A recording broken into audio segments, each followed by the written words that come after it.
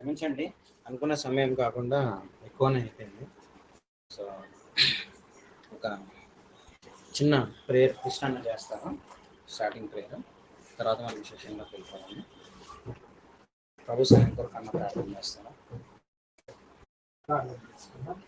పరిశుద్ధుడా, ప్రేమ కలిగిన తండ్రి యేసుక్రీస్తు ప్రభువా, మీకు వేలాది వందనాలు, స్తోత్రాలు హృదయమాలు అర్పిస్తున్నాం. అయ్యా, నీ కృప చేత, నీ ప్రేరేపణ చేత ప్రభా, ఈ మధ్యాహ్న దినం తండ్రి ప్రభా, సహోదరు దీప గృహంలో ప్రభా, ఎఫెసీయులు రాసిన పత్రిక విషయంలో ప్రభా మాతో మాట్లాడడానికి ఇష్టపడుతున్న తండ్రి నీకు వందనాలు.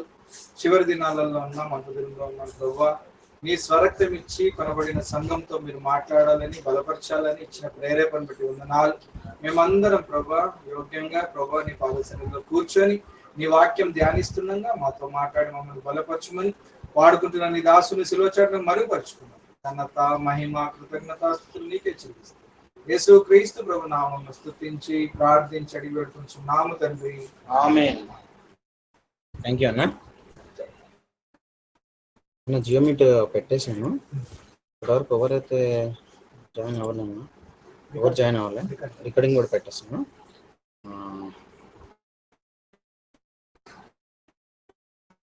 పీపీటీ కూడా రికార్డింగ్లో ఉంటుంది.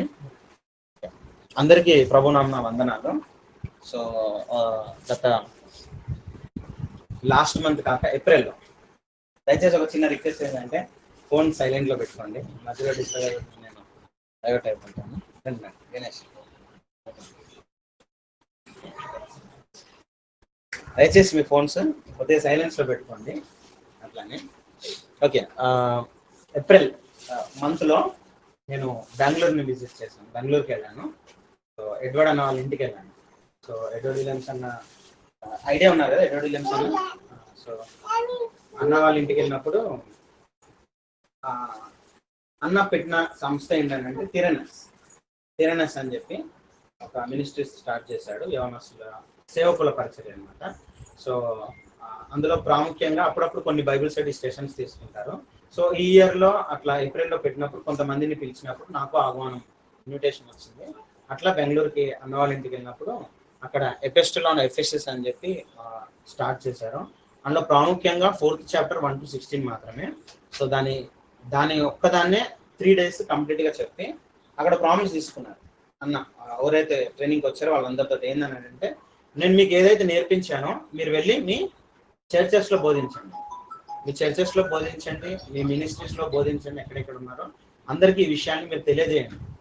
ఇది దానికి సంబంధించిన కంప్లీట్ ఇన్ఫర్మేషన్ మీరు ఖచ్చితంగా తెలియజేయాలని ప్రామిస్ తీసుకున్నాను. ఆ విషయమై మా చర్చ్లో సంఘ పెద్దల్ని వారిని రిక్వెస్ట్ చేయడం బట్టి VBSS అవన్నీ కంప్లీట్ చేసుకొని మరి ఈరోజు దేవుని మహాకృపను బట్టి ఈ రీతిగా కూడుకోవడం జరిగింది. సో ఈ రోజు మనము డిస్కస్ చేసుకునేది ఏంటంటే ఎఫిషియన్స్ చాప్టర్ మనం టచ్ చేయం.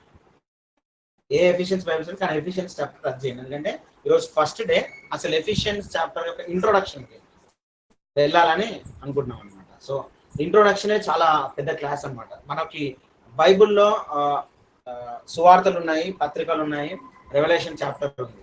సో పత్రికల్లో అతి ప్రాముఖ్యమైనది ఎఫిషియన్స్ చాప్టర్, ఎఫెసీయులకు రాసినటువంటి పత్రిక. ఈ ఎఫెసీయులకు రాసినటువంటి పత్రిక ఎవరు రాశారు?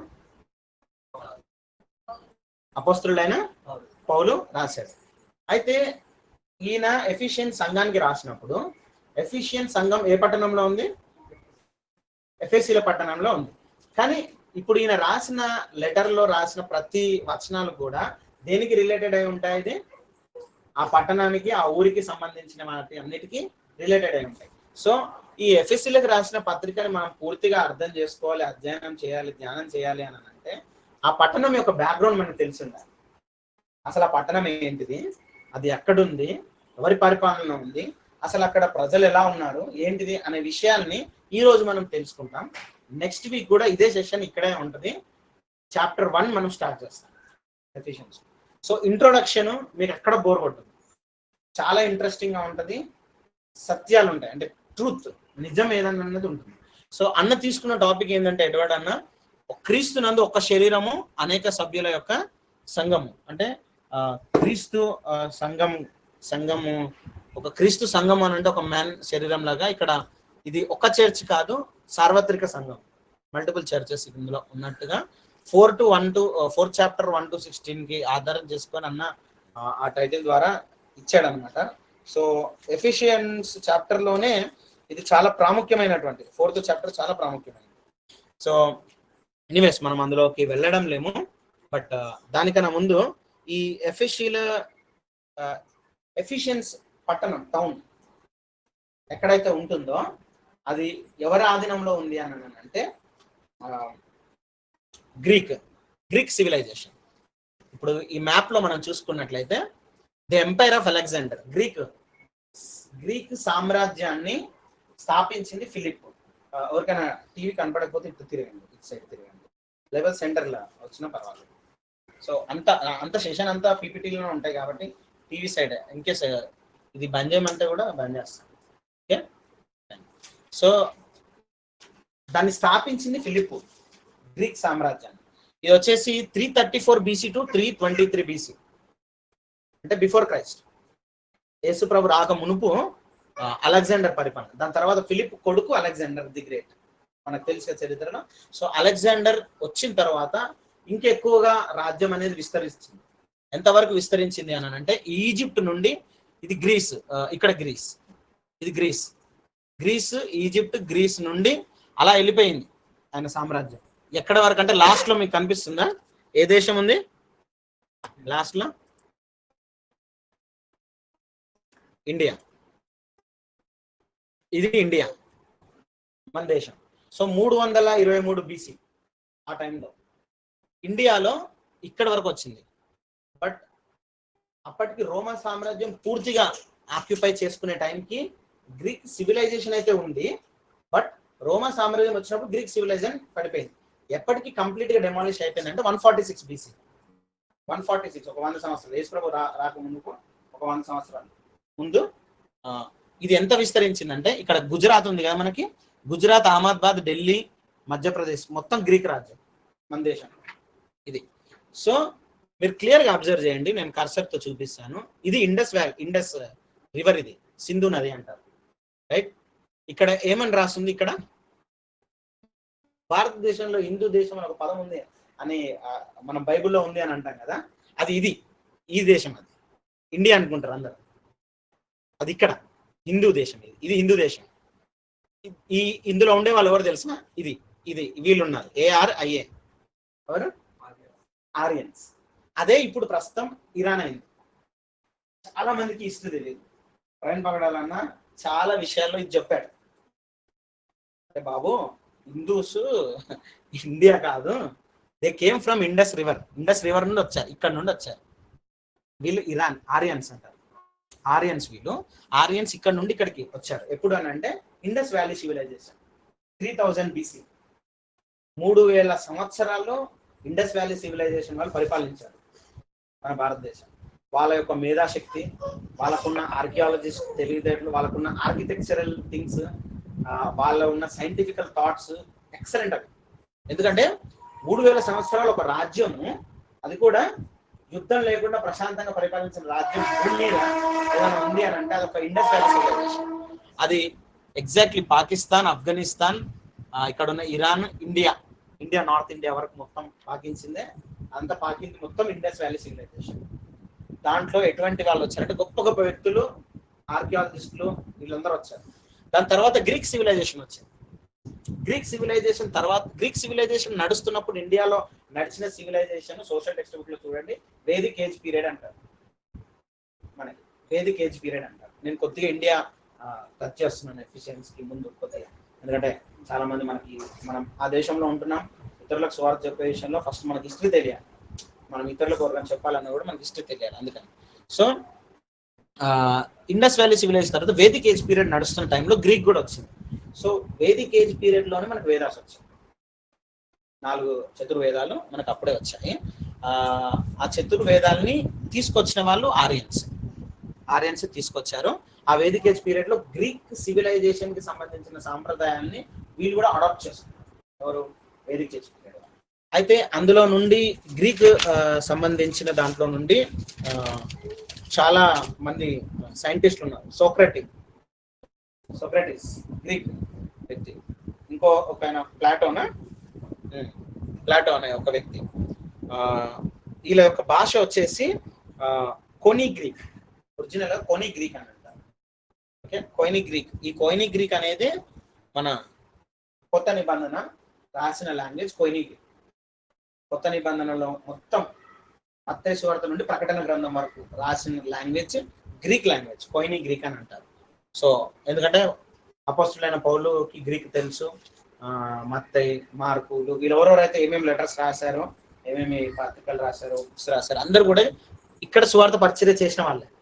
సో న్యూ టెస్టిమెంట్ అంతా కూడా గ్రీక్ లాంగ్వేజ్ లోనే ఉంది. ఓల్డ్ టెస్టిమెంట్ వచ్చేసి హెబ్రీ లాంగ్వేజ్ లో ఉంటుంది most of the part. Aramaic లో ఒక డానియల్ ఇంకా ఎజ్రా, ఈ రెండు మాత్రమే అరామిక్ లాంగ్వేజ్ లో ఉంది, మిగతా అంతా Hebrew language. Old testament, new testament అంతా గ్రీక్ లో. ఇక్కడ వాళ్ళు రాసిన కాబట్టి గ్రీక్ లాంగ్వేజ్ అన్నమాట. సో గ్రీక్ చాలా ఇంపాక్ట్ చేసింది. మీకు గ్రీక్ ఈవెన్ మన జీవితంలో కూడా గ్రీక్ లాంగ్వేజ్ ఉంది అని చెప్పడానికి కొన్ని ప్రూఫ్స్ తీసుకోవచ్చు. ఎట్లా అంటే గ్రీక్ లో బాగా డెవలప్ అయింది art, science, politics, religious, physics, geometry, astronomy, ఈ సబ్జెక్ట్స్ అన్ని గ్రీక్ వాళ్ళు తెచ్చింది. మీకు ఉదాహరణకి కొన్ని శాంపుల్ చెప్తాను. గ్రీక్ లో 10 అనే పదాన్ని ఐటో అంటారు, 20ని కప్ప అంటారు, 30ని లాండా అంటారు. ఈ పదం విని ఉంటారు కదా, మ్యాథ్స్ లో లాండా, ఫిజిక్స్ లో సంథింగ్ లాండా అనే పదం వస్తుంది, అది 30ని లాండా అంటారు. 80ని పై అంటారు. మ్యాథ్స్ లో మనకి పై ఈజ్ ఈక్వల్స్ 22/7 అని అంటారు. ఆ పై అనే symbol it's from Greek. Okay, ఇంకా ఏబిసిడీస్ ఉంటాయి కదా మనకి ఇంగ్లీష్ లో. సో వాళ్ళకి ఏంటంటే alpha, beta, gamma, delta, epsilon, zeta, eta, theta, sine theta, cos theta అని మ్యాథ్స్ లో చేస్తాం కదా, అది గ్రీక్ లాంగ్వేజ్. మ్యాథమెటిక్స్ బాగా డెప్త్ వెళ్ళి కనిపెట్టింది గ్రీక్ వాళ్ళు. At the same time Omicron, sigma, omega symbol ఉంటుంది కదా, ఇది కూడా గ్రీక్ లాంగ్వేజ్. సో గ్రీక్ మన ఇండియాలో పార్ట్ అని చెప్పడానికి నేను ఎగ్జాంపుల్స్ తీసుకొస్తున్నాను. ఇండియా కూడా పాకింది. ఇందులో ఉన్న ఆర్కిటెక్చర్స్ ఎంత గొప్ప వాళ్ళంటే, మీరు చాలా మంది అంటే బయట ఎలా చెప్తారంటే హిందూ దేవాలయాల పైన విగ్రహాలు, స్క్రిప్చర్స్ అన్ని మంచిగా డిజైన్ ఉంది, అసలు ఆ టెక్నాలజీ ఏంది, డ్రైనేజ్ సిస్టమ్ కానీ, ఒక నగరాన్ని కట్టడం కానీ, ఇంత అద్భుతంగా ఇంజనీర్స్, సైంటిస్టులు ఉన్నారు మా హిందూస్ అని అంటారు కదా. యాక్చువల్లీ అది ఒరిజినల్ నాలెడ్జ్ గ్రీక్ నుండి వచ్చింది. గ్రీక్ నుండి వాళ్ళు వేదిక్ పీరియడ్ టైంలో వాడు అడాప్ట్ చేసుకున్నారు, వాళ్ళ జ్ఞానాన్ని షేర్ చేసుకున్నారు. అక్కడ ఎట్లా షేర్ చేసుకున్నారు అని అంటే, there is a history called 305 BCలో. అప్పటికి అలెగ్జాండర్ చనిపోయాడు, మేబీ 52 ఏజ్లో అనుకుంటాను, 30 or 50 ఏజ్లో చనిపోయాడు అలెగ్జాండర్ గ్రీక్. చనిపోయిన తర్వాత సెలానికస్ నికాల్టర్ అనే ఒక రాజు ఆ టైంకి ఈ ప్రాంతాన్ని పరిపాలిస్తున్నాడు, ఇండియా వెస్ట్ సైడ్ పరిపాలిస్తున్న ఆ రాజు హ్యాండ్ ఓవర్ లో ఇది ఉంది. సో ఒక పీస్ ట్రీట్ అనేది, అంటే శాంతి ఒప్పందం జరిగింది ఆయనకి. ఇండియాలో బీహార్ లో పరిపాలిస్తున్న చంద్రగుప్త మౌర్య చరిత్ర, పాటలీపుత్ర అని ఆయన అడాప్ట్ చేసుకొని ఆయన ఏదైతే చేస్తున్నాడో, ఆయనకి ఇక్కడ ఉన్న గ్రీక్ కి సంబంధించిన రాజుకి ఒక పీస్ ట్రీట్ ఏర్పరచుకొని కొన్ని ఏనుగులు, వాళ్ళకి ఏనుగులు లేవు, వాళ్ళకి అక్కడ గుర్రాలు ఉంటాయి, మనకి ఏనుగులు ఉంటాయి. సో ఏనుగుల్ని తీసి అట్ ది సేమ్ టైం వాళ్ళ డాటర్ అండ్ సన్ కి మ్యారేజ్ చేసి ఒక పీస్ ట్రీట్, శాంతి ఒప్పందాన్ని తీసుకొచ్చి ఈ పాకిస్తాన్, ఆఫ్ఘనిస్తాన్ ఈ ప్రాంతం, గుజరాత్ మొత్తం అంతా చంద్రగుప్త మౌర్యకి ఇచ్చేసారు. దాన్నే ఫస్ట్ మౌర్య డైనాసిటీ అని అంటారు.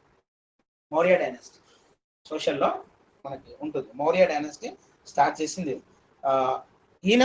గ్రీక్ సామ్రాజ్యానికి సంబంధించిన అన్ని శాస్త్రాలని అడాప్ట్ చేస్తున్నారు. అర్థశాస్త్రంలో ట్యాక్స్, లా ఇవన్నీ ఉంటాయి దాంట్లో. ఈయన జైనిజానికి సంబంధించిన హిందూ కాదు, జైనిజం. సో జైనిజంలో కూడా అవన్నీ వెళ్ళిపోయాయి. అప్పటికి ఇక్కడ బుద్ధుడు వచ్చేసాడు,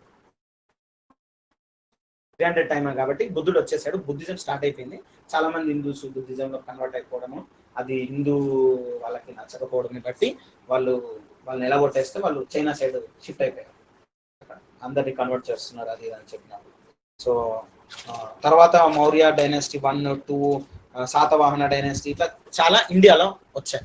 సో ఒరిజినల్ ఇండియన్స్ లో హిందూస్ ఇక్కడ ఉన్నారు, వాళ్ళు కాదు. మరి అప్పటి ఇండియన్స్ ఎక్కడున్నారంటే సౌత్ లో ద్రవం నడిచే చోటుని ద్రవిడియన్స్ అంటారు. అంటే వాటర్ ఎక్కువ, ఇండియన్ ఓషన్ ఎక్కువ ఉన్న చోట, కర్ణాటక, తమిళనాడు, ఆంధ్రప్రదేశ్, తెలంగాణ, కేరళ, ఇవి ద్రవిడియన్స్ అంటారు. సో ద్రవిడియన్స్ వీళ్ళు ఏంటని అంటే వీళ్ళకి దేవుడు కాదు, చెట్టు పుట్ట వీటిని పూజించేటటువంటి వాళ్ళు. శంకరాచార్యులు వచ్చిన తర్వాత రెండింటిని కలిపి ఒక హిందూయిజం గా ఫామ్ చేసి తీసుకొచ్చారు. సో వేదాస్ వచ్చిన తర్వాత వేదాస్లోనే మనకి నంబర్ ఆఫ్ క్యాస్ట్ సిస్టమ్స్ ఇవన్నీ కూడా వెళ్ళడం జరిగింది. సో ఇవన్నీ జస్ట్ 300 BC. సో ఈ గ్రీక్ సామ్రాజ్యంకి ముందున్నది ఇండియన్ సివిలైజేషన్ అన్నాను కదా. ఇండియన్ వ్యాలీ సివిలైజేషన్ టైంలోనే హరప్ప కల్చర్ అక్కడ ఉంది. హరప్ప కల్చర్ గ్రీక్ కల్చర్ కొద్దిగా సిమిలారిటీస్ ఉంటాయి. నేను ఇది ఎందుకు చెప్తున్నానంటే హరప్ప కల్చర్ లో కానీ గ్రీక్ కల్చర్ లో కానీ వీళ్ళు బిజినెస్ మైండెడ్ పీపుల్. వీళ్ళకి ఏం కావాలని అంటే ఇప్పుడు చూడండి, ఇప్పుడు హైదరాబాద్ సిటీ అని అంటే ఇప్పుడు మనకి శంషాబాద్ అయితే ఎందుకు అదే కేంద్రం. బయట ఎక్కడ హైదరాబాద్ అంటే రాజీవ్ గాంధీ ఇంటర్నేషనల్ ఎయిర్పోర్ట్, బయట ఎక్కడ ప్రపంచంలో ఎక్కడ శంషాబాద్ మెయిన్ పోర్ట్. ఎందుకంటే ఇంపోర్ట్ ఎక్స్పోర్ట్ మనుషులు పోవడం రావడం ఇక్కడ నుండి జరుగుతుంది.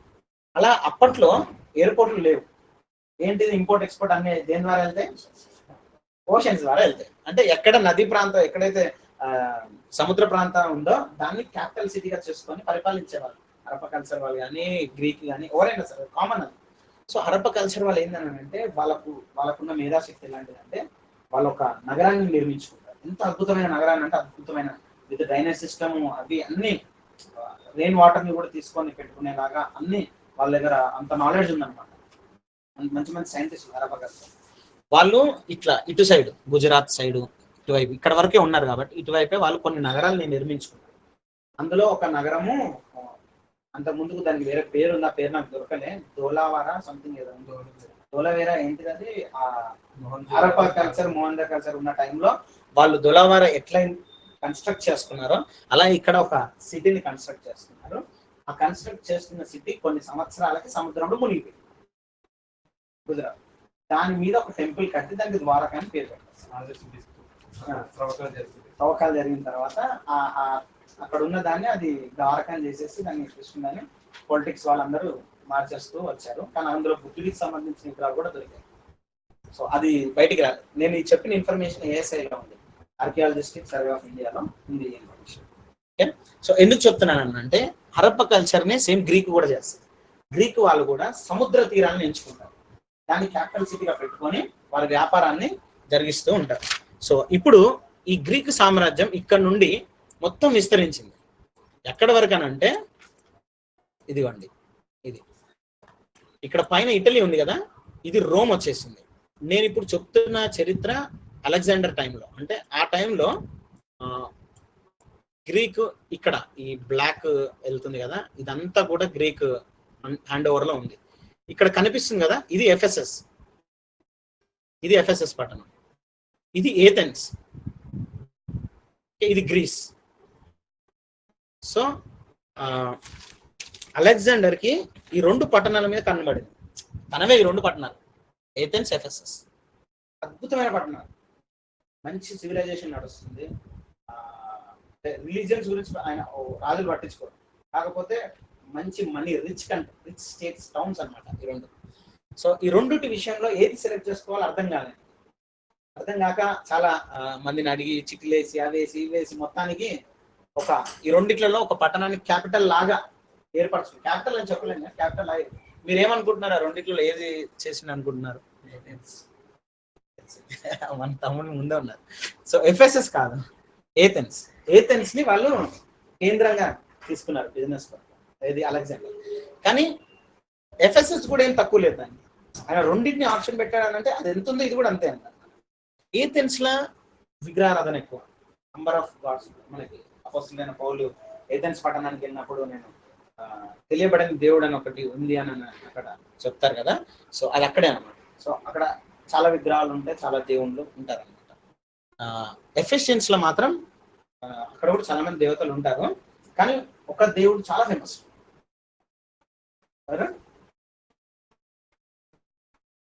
చెప్పగలుగుతారా? అర్థమేదేవి మహాదేవి, అర్థమస్ టెంపుల్ ఎంత ఫేమస్ అని అంటే 7 వండర్స్ ఆఫ్ వరల్డ్. ఆ టైంలోనే అదొక వండర్ టెంపుల్. మనం ముందుకు వెళ్ళినప్పుడు చూద్దాము.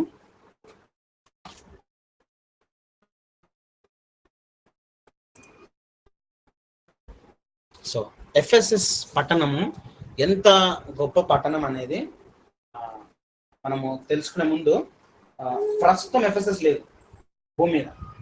ఎఫెసస్ పట్టణం ఇప్పుడు ఏమైపోయింది, టర్కీ ముస్లిమ్స్ ఆక్యుపై చేసేస్తున్నాం కంప్లీట్. కానీ ఈ ఆర్కియాలజిస్ట్ వచ్చినప్పుడు తవ్వినప్పుడు కొన్ని తవ్వకాల్లో ఈ ఎఫెషన్స్ సంబంధించిన టౌన్ వాళ్ళకి దొరికింది, ఆ పట్టణం దొరికింది వాళ్ళకి. ఆ దొరికినటువంటి కొన్ని కట్టడాల్ని బట్టి ఒక గ్రాఫికల్ గా ఆ టౌన్ ఎలా ఉంటుందో నేను ఒక వీడియో మీకు చూపిస్తాను.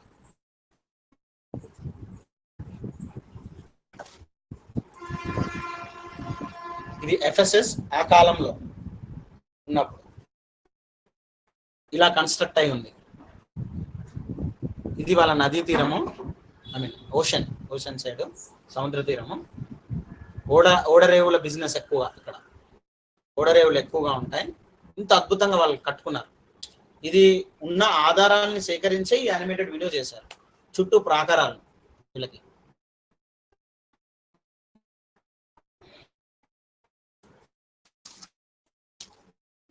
వాళ్ళకి సపరేట్ గ్రాండ్ థియేటర్ అంటారు, అది ఒక రకమైన స్టేడియం లాగా. బిజినెస్ అంతా ఓషన్ ద్వారా వెళ్తుంది.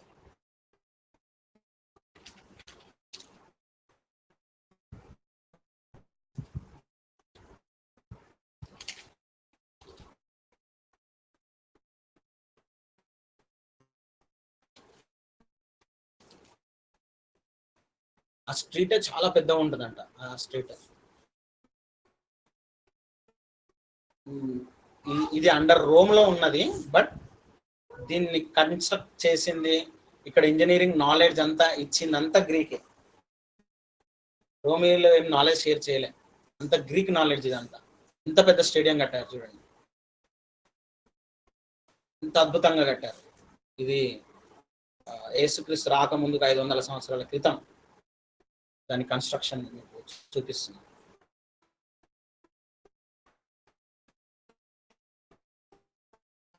పెద్ద పెద్ద కట్టడాలు కట్టడంలో గ్రీక్ ఎక్స్పర్ట్ అన్నమాట. గ్రీక్ సివిలైజేషన్ చాలా ఎక్స్పర్ట్.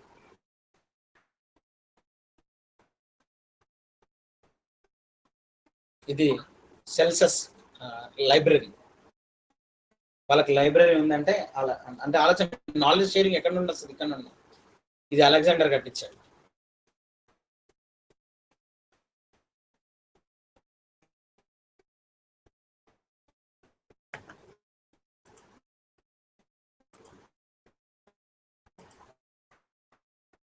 ఇంటి లోపల కన్స్ట్రక్షన్ అట్లా ఉంటుంది. చాలా ప్రోగ్రామ్స్ జరుగుతుంటాయి ఆ పట్టణాల్లో.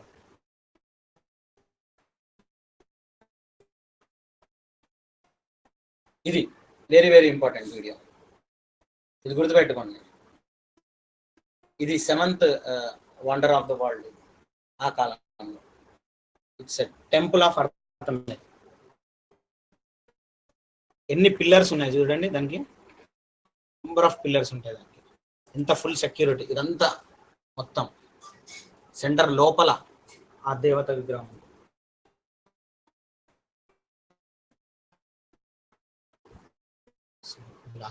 సో దిస్ ఇస్ అర్థమి దేవి ఒక విగ్రహం. కొన్ని ఆధారాలను బట్టి అక్కడ దొరికాయి. ఇది అర్థమి దేవి. మనకి బైబిల్లో వాళ్ళు అరుస్తారు కదా, అర్థమి దేవి మహాదేవి అని చెప్పి. అపోస్తలుడైన పౌలు ఎఫెసీయులకు వచ్చినప్పుడు అక్కడ ఆ దేవత ఎంత ఫేమస్ అంటే, ఈ దేవత అక్కడ ఇట్లా సింపుల్ చెప్పాలంటే తిరుపతి బాలాజీ టెంపుల్ లానే ఆల్మోస్ట్ ఇట్లా ఉంటాయి తలుపులు. వాళ్ళకి తలుపులు తెరిచిన తర్వాత ఇక్కడ ఆ విగ్రహం ఉంటుంది. వీళ్ళు ఎఫ్ఎస్సి ప్రజలు ఏమని నమ్మేవాళ్ళంటే, వాళ్ళకి సైన్స్ టెక్నాలజీ అంతా తెలుసు, కానీ ఈ దేవత విషయంలో చాలా సెంటిమెంట్ అనమాట. చాలా ఫేమస్. దేవత మీద చాలా బిజినెస్ నడిచేది. ఈ దేవత యొక్క వెండి విగ్రహాలు, బంగారు విగ్రహాలు సేల్ చేసే బిజినెస్ టాప్ నాట్ ఆ బిజినెస్. ఆ దేవత విగ్రహం ఎవరి ఇంట్లో ఉంటుందో వాళ్ళ ధనం ఉంటుంది. ఈ దేవత దేనికి చిహ్నమనంటే ఫర్టిలిటీ, పిల్లలు కలగడానికి కావాల్సిన వాళ్ళు దేవతకి మొక్కితే. అందుకే చాలా బ్రెస్ట్లు అక్కడ ఉన్నాయి ఆ విగ్రహానికి. దేవతకి మనం మొక్కితే పిల్లల సంతానోత్పత్తికి దేవత అని చెప్పి పెట్టారు. ఇంకోటి ఏంటంటే అభివృద్ధికి కూడా ఈ దేవత, మనం రిచ్ కావాలంటే పూర్ పీపుల్ కూడా రీచ్ అవుతారని చెప్పి అట్లా ప్రచారం అనమాట ఆ ఎఫిషియెంట్ ప్రాంతం. వాళ్ళు ఏం చేసేవారంటే రైతులు వాళ్ళ దున్నే భూమిలో నుండి ఒక సంచడి బస్తా తీసుకొని వచ్చి ఈ యొక్క దేవత దగ్గర పెట్టి పూజ చేసి దాన్ని తీసుకెళ్ళి వాళ్ళ పొలంలో చల్లితే టైంకి వర్షాలు పడి అది ఫలించి వస్తుంది అని అక్కడ వాడుక అనమాట, ఆ దేవత యొక్క వాడుక. సో ఇది మనకి ఇప్పుడు అందుకే చెప్తాను, ఎఫ్ఎస్సీలకి రాసిన పత్రికల్లో ఉన్న చరిత్ర మనకి తెలిస్తే అది ఏమాత్రం తీసుకోదు ఎక్కడ మన భారతదేశం. సో అక్కడ ఏంది చరిత్ర తెలిస్తే మన చరిత్ర ఒకేలా ఉంటుంది. సో అక్కడ ఎట్లా సువార్త ప్రకటించబడిందో మనం చూసుకుంటే మనం ఇక్కడ మినిస్టర్ చేయవచ్చు. అందుకే ఎఫ్ఎస్సీ చాలా ఇంపార్టెంట్ ఈ రోజుల్లో. సో అక్కడ సేమ్ ఇప్పుడు ఇవి నేను మీకు చెప్తున్నప్పుడు మీకు అనిపించుండవచ్చు ఇండియాకి ఏమాత్రం తీసుకోలేదని, ఎందుకంటే అలాంటి టెంపుల్స్ ఉన్నాయి, 1,00,000 కోట్ల రెవెన్యూ తెచ్చే టెంపుల్స్ ఉన్నాయి ఇండియా. అంత ఈజీ ఎవరు దాన్ని వదులుకోరు.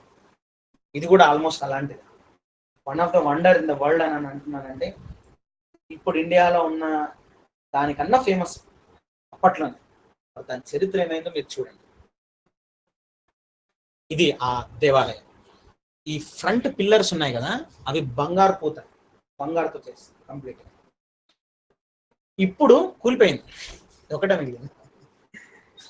ఇప్పుడు ఒకటే మిగిలింది, కానీ యాక్చువల్లీ అన్ని ఉండే నెంబర్ ఆఫ్ పిల్లర్స్. మీకు కౌంట్ 425 into 220, 93,500 స్క్వేర్ ఫీట్ ఆ టెంపుల్. 127 పిల్లర్స్ ఉన్నాయి ఆ టెంపుల్కి. 60 feet అంటే ఎంత, ఆల్మోస్ట్ 4 ఫ్లోర్ల 4-5 ఫ్లోర్లు ఉంటుంది.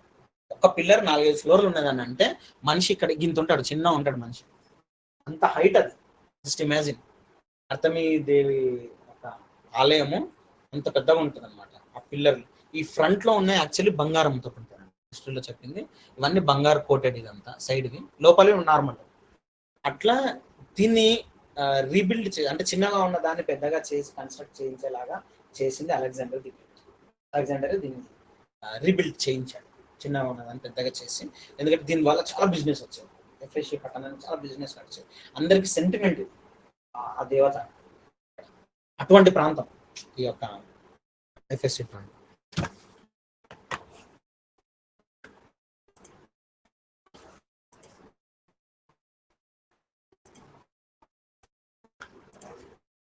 ఇది వచ్చేసి library of Celsus in Ephesus. ఈ లైబ్రరీని కట్టించింది కూడా అలెగ్జాండర్. వాళ్ళకు ఒక లైబ్రరీ ఉంది ఎఫెసస్ లో. చెప్పండి, జ్ఞానం బోధిస్తూనే ఉంటారు. ఈ దేవతలు ఏవైతే ఉన్నాయో ఇక్కడ జ్ఞానాన్ని బోధించే దేవతలుగా వాళ్ళు కొలుస్తారు అన్నమాట ఈ దేవతలు. ఈ లైబ్రరీ లోపల ఎలా ఉంటుందంటే, ఇది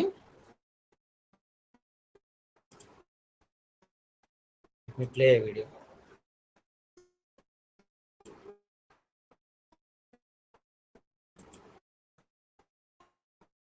ఇది ప్రస్తుతం లైబ్రరీ, ఇంకా కొన్ని అలాగే ఉన్నాయి. ఇది కూడా అలెగ్జాండర్ కట్టించాడు.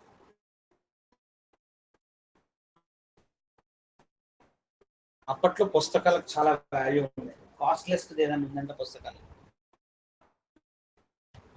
ఇప్పుడు లాగా కాదు, అప్పుడు నెట్ లేదు కాబట్టి పుస్తకాల మీదనే ఆధారపడేవారు.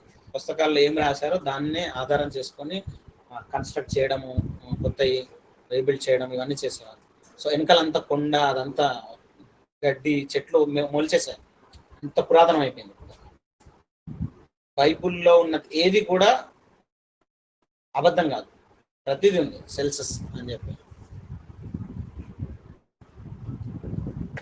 సో లైబ్రరీ గురించి బైబుల్లో ఎక్కడుంది అని మీరు అడగొచ్చు. ఈ లైబ్రరీ గురించి ఒకసారి మనం అది చూద్దాం. అపోస్తల కార్యము ఐ థింక్ 18 అంటారు.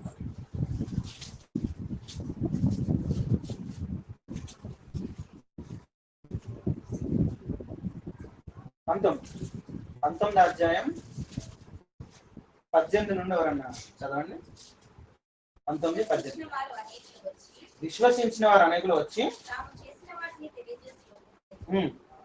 మరియు అది ఇది ఇందులో ఆ టాపిక్ మర్చిపోయాను నేను చెప్పడం. ఎఫెసియన్స్ లో మంత్రగాళ్ళు, మాంత్రికులు కూడా ఎక్కువగా ఉన్నారు. సో ఈ ప్రాంతానికి పౌలు వచ్చి సువార్త ప్రకటిస్తున్నప్పుడు చాలా మంది మంత్రగాళ్ళు షాక్ అయిపోయారు. ఇలా ఈయన అద్భుతాలు చేస్తున్నాడు, ఈయన అద్భుతాన్ని చూసి స్వస్థ పొందడం చూసి సువార్త బట్టి వాళ్ళు వాళ్ళ జ్ఞానాన్ని వెర్రితనంగా ఎంచుకొని వాళ్ళు ఏవైతే కాస్ట్లీ పెట్టి కొన్న పుస్తకాలు ఉన్నాయో అదే రాయబడుతుంది. మరియు మాంత్రిక విద్యను అభ్యసించిన వారు అనేకులు తమ పుస్తకాలు తెచ్చి అందరి ఎదుట వాటిని కాల్చివేశారు. వారి లెక్క చూడగా వాటి వేల 50,000 వెండి రూపాయలు. చూసారా, పుస్తకాన్ని వెండితో బంగారంతో కొన్నవారు, అంత కాస్ట్లీ పుస్తకాలు. దాన్ని వాళ్ళు కాల్చేశారు. పుస్తకాలకు ఎక్కువ విలువ ఇచ్చేది ఇది ఎఫిషియన్స్. సో వాళ్ళకి ఏ పుస్తకమైనా దొరికేది ఈ యొక్క లైబ్రరీలో మాత్రమే. ఇప్పుడు ఆ లైబ్రరీ ఆల్మోస్ట్ పోయింది. ఆ లైబ్రరీలో 1,00,000 బుక్స్ ఉన్నాయంట, వెరీ కాస్ట్లీ బుక్స్. 1,00,000 1,00,000 పుస్తకాలు అందులో ఉన్నాయి. నెక్స్ట్ వచ్చేసి మనకి స్టేడియం, గ్రాండ్ థియేటర్ అంటారు. ఇది యాక్చువల్లీ ఒరిజినల్ ఇలా ఇలా యానిమేటెడ్ చేసింది. ఇది ఒరిజినల్. ఇది ఇప్పుడు శిథిలావస్థలోకి వెళ్ళిపోయింది పూర్తిగా. ఈ పైన బిల్డింగ్ అనిపిస్తుంది కదా, అదంతా పడిపోయింది. ఇది కొంతమంది ఏమంటారంటే పౌలుకి ఒక దగ్గర అవకాశం వచ్చినప్పుడు ఇక్కడ నిలబడి ప్రసంగించాడని అంటారు.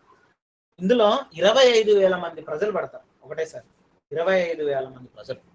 జస్ట్ ఇమాజిన్, ఆ రోజుల్లో 25,000 మందికి మైక్ సిస్టమ్ లేదు. ఈ స్టేడియం కట్టిన టెక్నాలజీ చూడండి, వాళ్ళ దగ్గర ఉన్న టెక్నాలజీ. కొండ ప్రాంతం సైడ్ లో కట్టారు. ఇది ఒరిజినల్, ఇది ఒరిజినల్ ఇమేజ్. కొండ ప్రాంతంలో మనకి ఏమొస్తాయి తెలుసా? కాస్టిక్స్ అంటారు. కాస్టిక్స్ అంటే తెలుసు కదా, శబ్ద తరంగాలని మూవ్ చేసే ఎయిర్ ఫ్లోస్ ఉంటాయి. ఒక మౌంటైన్ నుండి కిందికి ఇట్లా కిందికి వెళ్ళి పైకి వెళ్తాయి మౌంటైన్ నుండి. అందుకే ఆ స్టేడియం అలా కట్టారు. అట్లా సైడ్ నుండి వచ్చిన వేవ్స్ అన్ని కూడా ఇక్కడికి ఇట్లా తగిలి కింద తగిలి ఇట్లా వెళ్తాయి పైన. స్టేడియం అలా కట్టారు కాబట్టి ఇలా వచ్చి ఇలా తగిలి ఇలా వెళ్తాయి. సో ఆ వ్యక్తి ఇక్కడ సెంటర్ లో నిలబడి ప్రసంగిస్తే ఆ శబ్ద తరంగాలు ఆయన చెప్పే ప్రతి మాటను తీసుకెళ్తారు. అంటే మాట్లాడేటప్పుడు ఇక్కడ ఎవరు మాట్లాడరు, ఎవరు చాలా సైలెంట్ ఉంటుంది.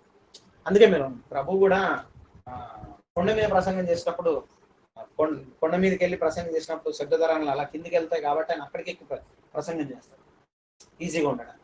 అలా ఆయన ఒకసారి సముద్ర తీరానికి వెళ్ళినప్పుడు గాలి ఎటువైపు తీస్తుందో దాని ప్రకారంగా పడవని కొద్దిగా ముందుకు తీసుకెళ్ళి, అంటే ఆ కాలంలో వాళ్ళకి అది తెలుసు, మనకు అది అర్థం చేసుకోవడం కష్టం. అంతమంది మరి 3,000 మంది 5,000 మంది చేపలు రొట్టెలు తిన్నారని అంటే ఎక్కువ మంది ఉన్నారు. 10,000-15,000 మందికి అక్కడ యేసుప్రభు వాక్యం బోధిస్తున్నాడని అంటే ఆ వేవ్స్ అలా వస్తున్నాయి కాబట్టి ఆ టైంలో. సో సేమ్ ఆ దాన్ని వీళ్ళు క్యాప్చర్ చేసుకున్నారు. ఇది ఇంకా యేసుప్రభు కన్నా ముందు కట్టారు. సో అంత టెక్నాలజీ వాళ్ళకి, అంత నాలెడ్జ్ ఉంది వీళ్ళకి.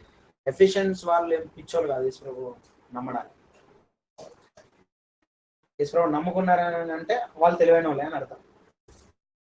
సో అంత జ్ఞానం ఉన్నది వాళ్ళకి దాని విషయంలో. This the grand theatre. ఇందులో ఇవన్నీ కూడా జరుగుతుంటాయి. యుద్ధ పోటీలు, ఒకరినొకరు పోటీలు నరుక్కోవడాలు చేసుకోవడం, ఇవి కూడా జరుగుతూ ఉంటాయి.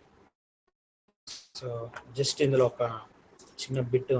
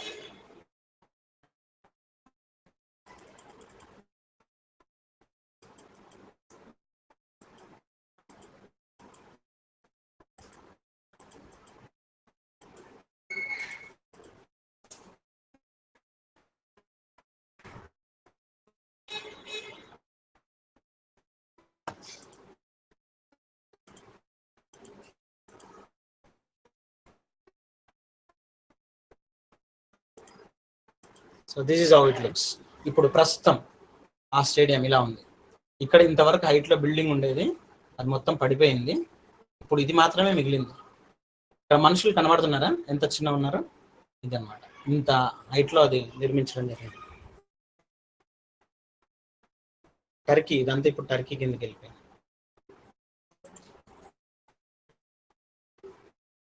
ఇది దాని యొక్క మెయిన్ చరిత్ర, హిస్టరీ. దాని యొక్క రోడ్స్ కూడా మీరు చూసినట్లయితే చాలా తెలివిగా ఆ యొక్క రోడ్స్ అన్ని కూడా కన్స్ట్రక్షన్ చేశారు. ఇవి ఈ నడుచుకుంటూ వెళ్తున్న వే అంతా ఇదే. ఇప్పుడు అది టూరిస్ట్ ప్లేస్ అయిపోయింది, అందరు టూరిస్టులు వస్తున్నారు ఇప్పుడు అక్కడ. ఈ ఎఫిషియన్స్ పట్టణం అంతా ఈ కొండ ప్రాంతాలు దాటితే వాళ్ళ పొలాలు ఉండేవి, అక్కడ ముస్లిమ్స్ అందరూ ఇల్లు కట్టేసుకొని అక్కడ టర్కీగా ఫామ్ అయిపోయింది. దీన్ని ఇలాగే వదిలేశారు. ఇక్కడ ఇదంతా రాజుల తర్వాత కబ్జా చేసేసుకొని అన్ని కూలగొట్టి బంగారం వెళ్ళిపోయారు. ఎంతో అద్భుతమైన సిటీ కాస్త ఇట్లా అయిపోయింది.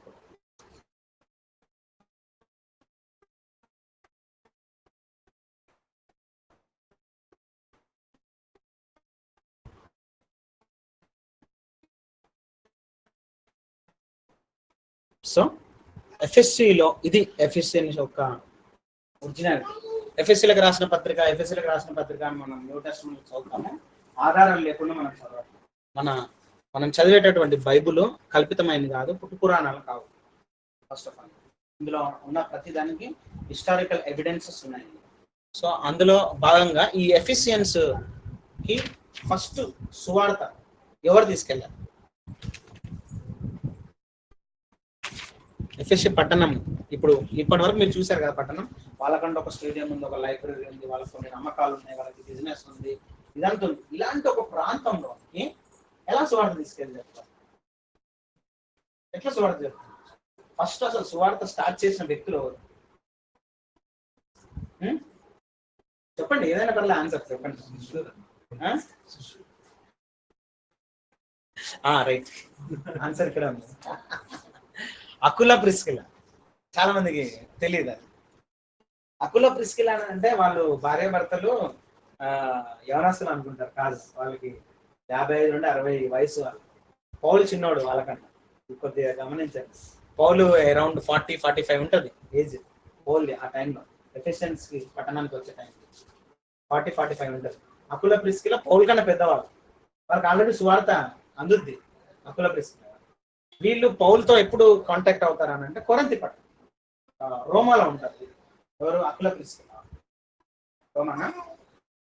ఇటలీ రోమా. అక్కడే మనకి అపోస్తుల కార్యము సెకండ్ మిషనరీ జర్నీలో ఇవన్నీ కవర్ అవుతాయి. యాక్చువల్లీ 18లో. అటు తర్వాత పౌలు ఏథెన్స్ నుండి బయలుదేరి కొరింథునకు వచ్చి పొంతు వంశీయుడైన అకులు అనే ఒక యూదుని అతని భార్య అయిన ప్రిస్కిలాను కనుగొని వారి వద్దకు వెళ్ళారు. ఇక్కడ క్లౌదియా చక్రవర్తి రోమా నుండి యూదులు ఎలగొడతారు. వీళ్ళు ఎక్కడికి వస్తారు? అకుల ప్రిస్కిలా కొరంతికి వస్తారు. అక్కడ పౌల్ని మీట్ అవుతారు.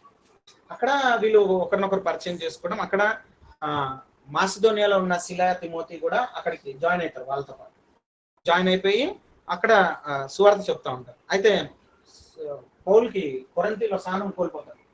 తెలుసా? మీ నాశనానికి మీరే కారకులు అని చెప్పేసి వెళ్ళిపోతారు. నేను ఇంక మీకు సువార్త చెప్ప, యూదులు చాలా అని టార్చర్ చేస్తారు. యూదులు మీ నాశనానికి మీరే కారకులు అని చెప్పి వదిలేసి వెళ్ళిపోతారు. అక్కడ వెళ్ళిపోతే రాత్రి దేవుడు దర్శించి ఆ మాట చూడరు, మీ నాశనముకు మీరే ఉత్తరవాదులు, నేను నిర్దోషిని, ఇక మీదట అన్యజనుల యొద్దకు పోదునని వారితో చెప్పి అక్కడ నుండి వెళ్ళి దేవుని యందు భయభక్తులు కలిగిన తీతియుస్తు అని ఒకని ఇంటికి వచ్చింది. అతని ఇల్లు సమాజ మందిరంలో ఆనుకొని ఉండేది. అలాగే కిందికి వస్తాను. కొరంతీలు అనేకులు రాత్రి వేళ 9వ వచనం. రాత్రి వేళ దర్శనం నందు ప్రభువు, నీవు భయపడక మాట్లాడము, మౌనంగా ఉండకము, నేను నీకు తోడై ఉన్నాను, నీకు హాని చేయటకు నీ మీదికి ఎవడున్న రాడు, ఈ పట్టణంలో నాకు బహుజనం ఉన్నదని పౌలుతో చెప్పి. చూడండి, దేవుడు ఇంకా ఎఫెస్కి రాలేడు పౌలు. అకులా ప్రిస్కిలా తోటి ఉన్నారు. అక్కడ పరిచర్య జరుగుతుంది. దేవుడు పోనివ్వట్లే పౌలుని. నిస్సహాయ స్థితిలో పడిపోయినా మినిస్ట్రీ జరిగించాలని చెప్పి దర్శనం చెప్పించాడు. ఆ తర్వాత అక్కడ 1 సంవత్సరము 6 నెలలు, అంటే 18 months 18 నెలలు కొరంతిలో ఉన్నాడు. ఆ తర్వాత అక్కడ నుండి బయలుదేరి సరే అది కంక్రేయాలో సిరియా ప్రాంతానికి అకులా ప్రిస్కిలాని తీసుకొని వెళ్ళాడు. తీసుకొని వెళ్తూ ఈ అకులా ప్రిస్కిలాని తీసుకెళ్లి ఎఫిషియన్స్ లో వదిలిపెట్టేసి అక్కడ కొద్దిగా 1 రోజు 2 రోజుల్లో ఉన్నాడు. వాళ్ళతో పాటు ఉండి సమాజ మందిరంలో బోధిస్తూ ఉంటున్నప్పుడు వీళ్ళు అడుగుతారు అకులా ప్రిస్కిలా, నువ్వు అంటే అకులా ప్రిస్కిలా వాళ్ళు మెయిన్ స్పీకర్, ఈయన సైడ్ స్పీకర్. పౌలు వాళ్ళు మెయిన్ స్పీకర్. అక్కడ ఎఫిషియన్స్ సువార్త మొదలు పెట్టింది పట్టణంలో అకుల ప్రిస్కిల్లా.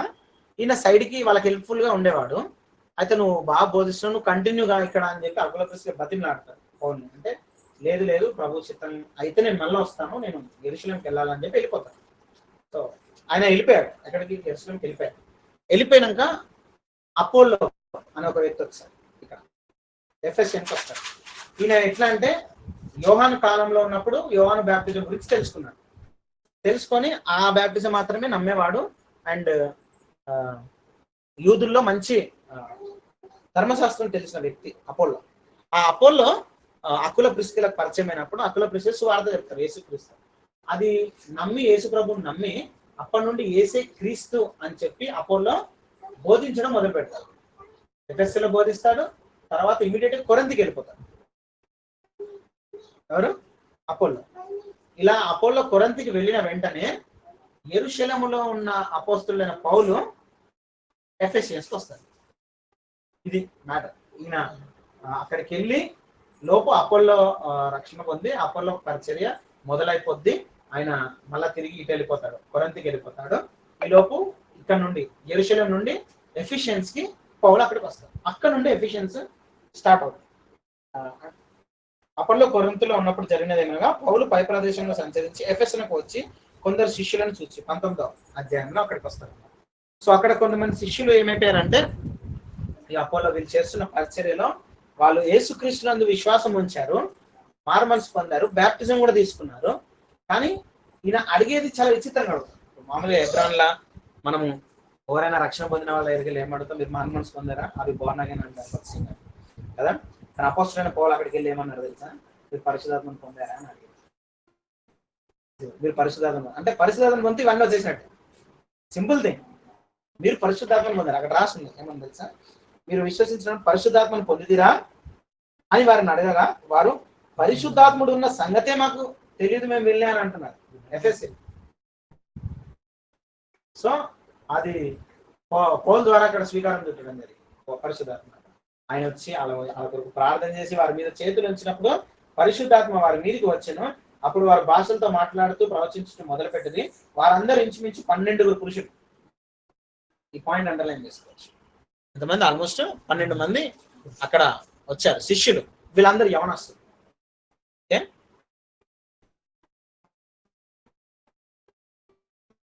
ఓకే.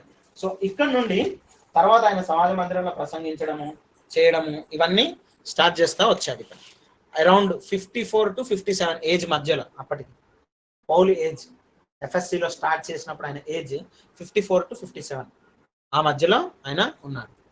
అక్కడ నుండి 3 years ఉన్నాడు. 2031లో అదే ఉంది రిఫరెన్స్. 3 సంవత్సరాలు పరిచర్య చేశాడు. 2 సంవత్సరాలు ప్రత్యేకంగా ఇక్కడ ఉన్నాడు. వీళ్ళ యవనస్తుల పరిచర్యలో ఉన్నాడు. యవనస్తుల పరిచర్య ఎంత ఇంపార్టెంట్ అంటే కఠినపరచబడిన వారై ఒప్పుకొనక జనసమూహం ఎదుట ఈ మార్గంను దూషించుతున్నందున అతడు వారిని విడిచి.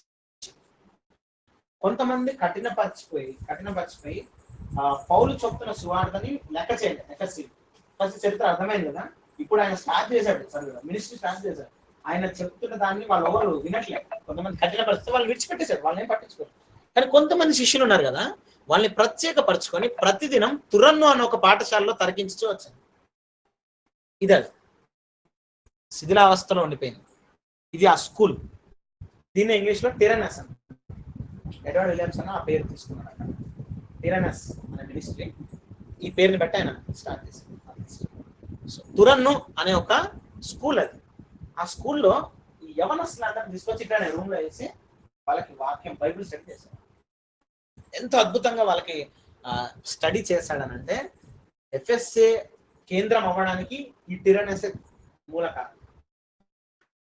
బైబిల్లో మర్మంగా దాగి ఉన్న విషయం. బైబిల్లో అనేక మంది సేవకులు రావడానికి కారణం ఈ టిరనస్ లో ట్రైన్ అయిన స్టూడెంట్స్. అంటే చూడండి, అన్యుల దేశం నెంబర్ 2 విగ్రహారం. మనం ఎట్లా సువార్త చెప్పాలి తెలియదు. సమాజ మందిరంలో కొంతమంది బోధించారు. బోధించిన తర్వాత అందులో వినని వాళ్ళు కఠినపరిచిన వాళ్ళు వదిలేశారు. వాళ్ళని ఫోర్స్ చేయలేదు. అర్థమయ్యే దేవాలయానికి అసలు టచ్ చేయలేదు. ఆ దేవతల గురించి ఏం చెప్పలే, అటు వైపే వెళ్ళలే. కాకపోతే ఇక్కడున్న కొంతమందిని తీసుకొని ట్రైన్ చేశారు. ఆ ఒక్కొక్కరిని ట్రైన్ చేస్తే ఆ ఒక్కొక్కరు 100 మందిని పట్టుకొస్తారు. మన EU మినిస్ట్రీ కూడా అదే స్టూడెంట్స్ ఒక్కరిని మనం సంపాదించగలిగితే వాళ్ళు 100 మందిని తీసుకురాగలుగుతారు వాళ్ళ దాంట్లో. సో మనకి ప్రభు రాజ్యం ప్రకటించబడాలంటే ఇది ఒక టెక్నిక్. అది పౌలు ఎఫ్ఎస్సి ప్రాంతంలో ఆ టెక్నిక్ ని వాడాడు. తురన్ను ప్రాంతంలో వాళ్ళని పాఠశాలలో చేర్చి వాళ్ళకి ప్రత్యేకంగా ట్రైనింగ్ ఇస్తాడు. 2 ఏళ్ల వరకు ఇలాగ జరిగింది కనుక యూదులేమి గ్రీస్ దర్శనం ఆశయ కాపున్న వారందరూ ప్రభు వాక్యం 2 years 3 years ఉన్నాడు ఎఫెసియన్స్ లో. 2 years దీని మీదే ఉన్నాడు, ఇంకో 1 year ఎక్స్ట్రా ఉన్నాడు. 3 years లో యేసు ప్రభు గురించి తెలియని వ్యక్తి లేదు Ephesians. Just 3 years. 7th wonder of the world. అన్య దేశంలో 3 సంవత్సరాలు పరిచర్య చేసి ఎంత ట్రెమెండస్ చేంజ్ అని అంటే యేసు ప్రభు గురించి తెలియని మనిషి లేడంట. సో నేను మీకు కొన్ని ఆధారాలు చూపిస్తాను. ఐరనస్ ఎంత ఇంపార్టెంట్ అని అన్నది యోనస్ల పరిచర్యలో. ఇందులోకి వచ్చిన కొంతమంది మర్మంగా బైబిల్లో ఉన్న కొన్ని విషయాలు నేను మీకు తెలియజేస్తాను. ఎపాఫ్రా పేరున్నారా? ఎపాఫ్రా ఇక్కడ స్టూడెంట్ ఇట్లనే టెరనస్ లో వచ్చి పౌల్ దగ్గర నేర్చుకున్నాడు. కొలసీలకు రాసిన పత్రిక 1వ అధ్యాయం 7వ వచనం చదవండి ఎవరైనా.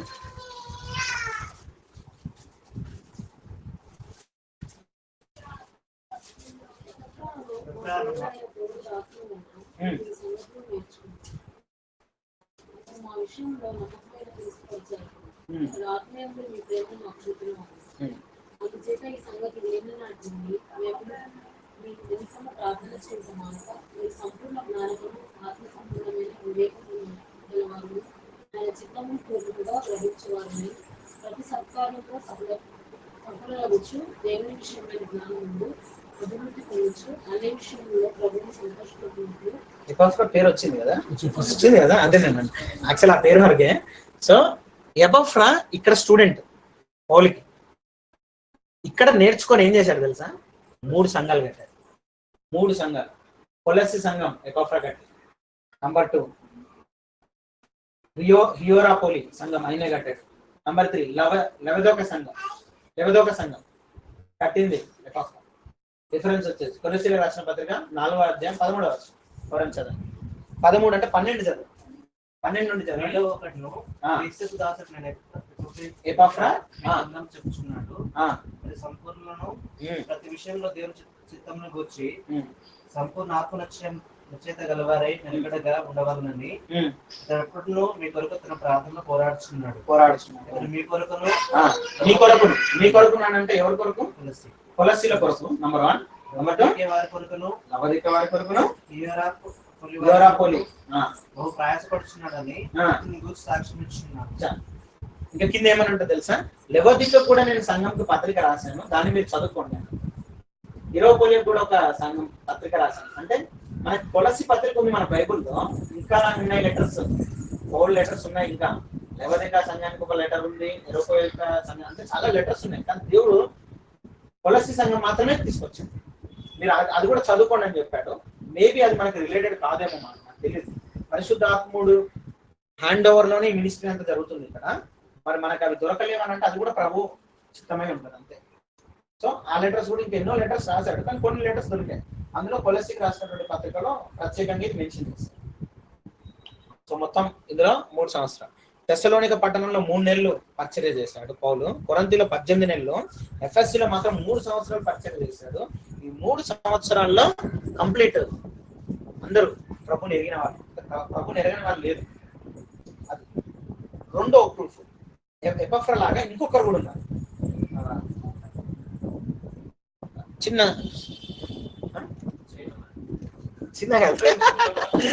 స్టోరీ ఏంటంటే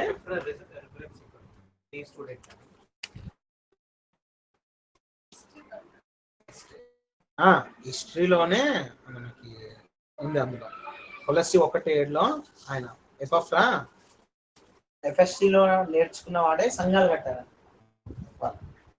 ఇంకొకటి ఏంటంటే ఈయన ఇంకొక వ్యక్తి ఎవరంటే ఫిలోమోను బిజినెస్ మైండెడ్, బిజినెస్ వ్యాపారవేత్త. యూదుడే వ్యాపారవేత్త. ఇప్పుడు వ్యాపారవేత్త వ్యాపారం చేయడానికి రావాల్సింది 2 గ్రీక్ సామ్రాజ్యం. ఒకటి ఏథెన్స్, రెండవది ఎఫెసియన్స్. రెండు నదీ ప్రాంతంలో డెవలప్డ్ కాబట్టి అక్కడే బిజినెస్ ఆధారం నేను చెప్తున్నాను ఫిలమోన్. సో ఏథెన్స్కి వస్తే ఫిలమోన్ రక్షించబడేవాడా? ఎఫెసియన్స్ కంప్లీట్ క్రిస్టియన్ కాలనీ అయిపోయింది, అక్కడ అందరూ. కాబట్టి ఫిలమోన్ ఎక్కడికి వచ్చి ఉంటాడు? ఆడికి వస్తేనే క్రిస్టియన్ కన్వర్ట్ అయి ఉంటాడు. ఆడికి వచ్చిందంటే ఖచ్చితంగా తరుణంలో నమ్మిన వాళ్ళందరినీ తురణకి తీసుకెళ్ళి ఆ ట్రైన్ వేసి రుద్దుతున్నాడు. Simple thing.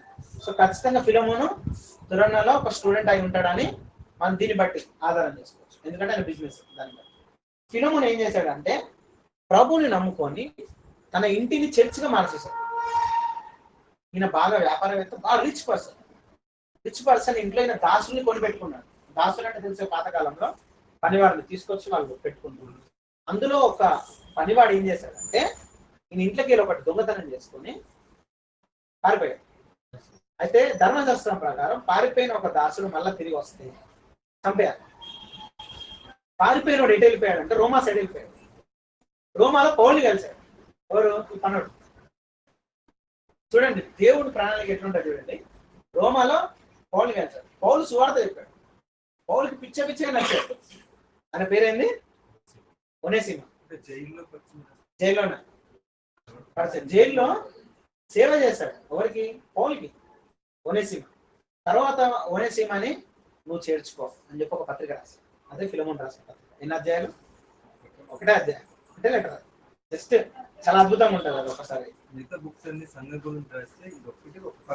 ఒక పర్సన్ గురించి రాశాడు. ఓనేమేసి ఒక దొంగ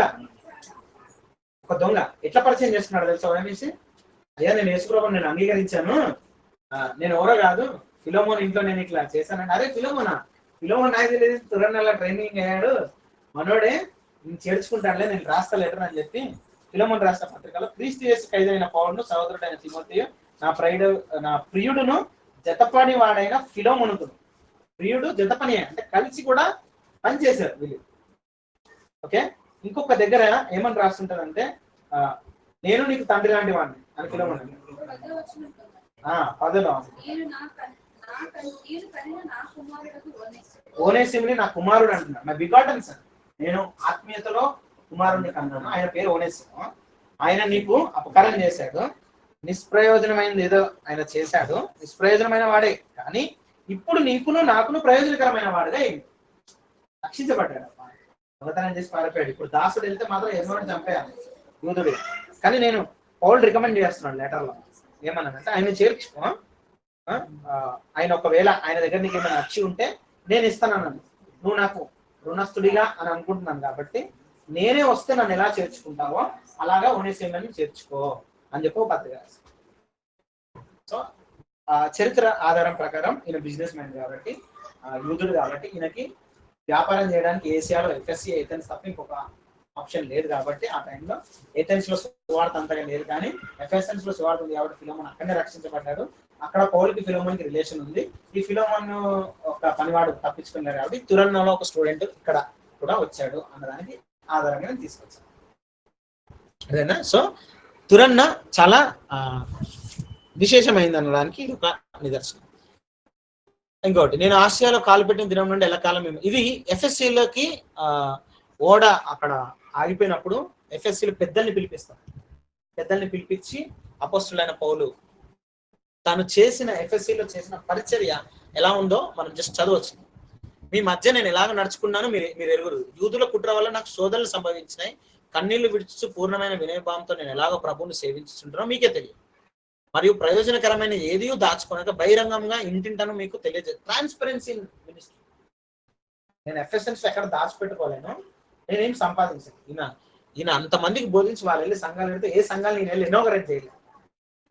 నేను పౌల్ని నేను కదా నేను స్టూడెంట్ గా తయారు చేశాను, నువ్వు వాళ్ళకి వెళ్ళి 3 సంఘాలు కట్టావు, అది నా పేరు మీద రాయి.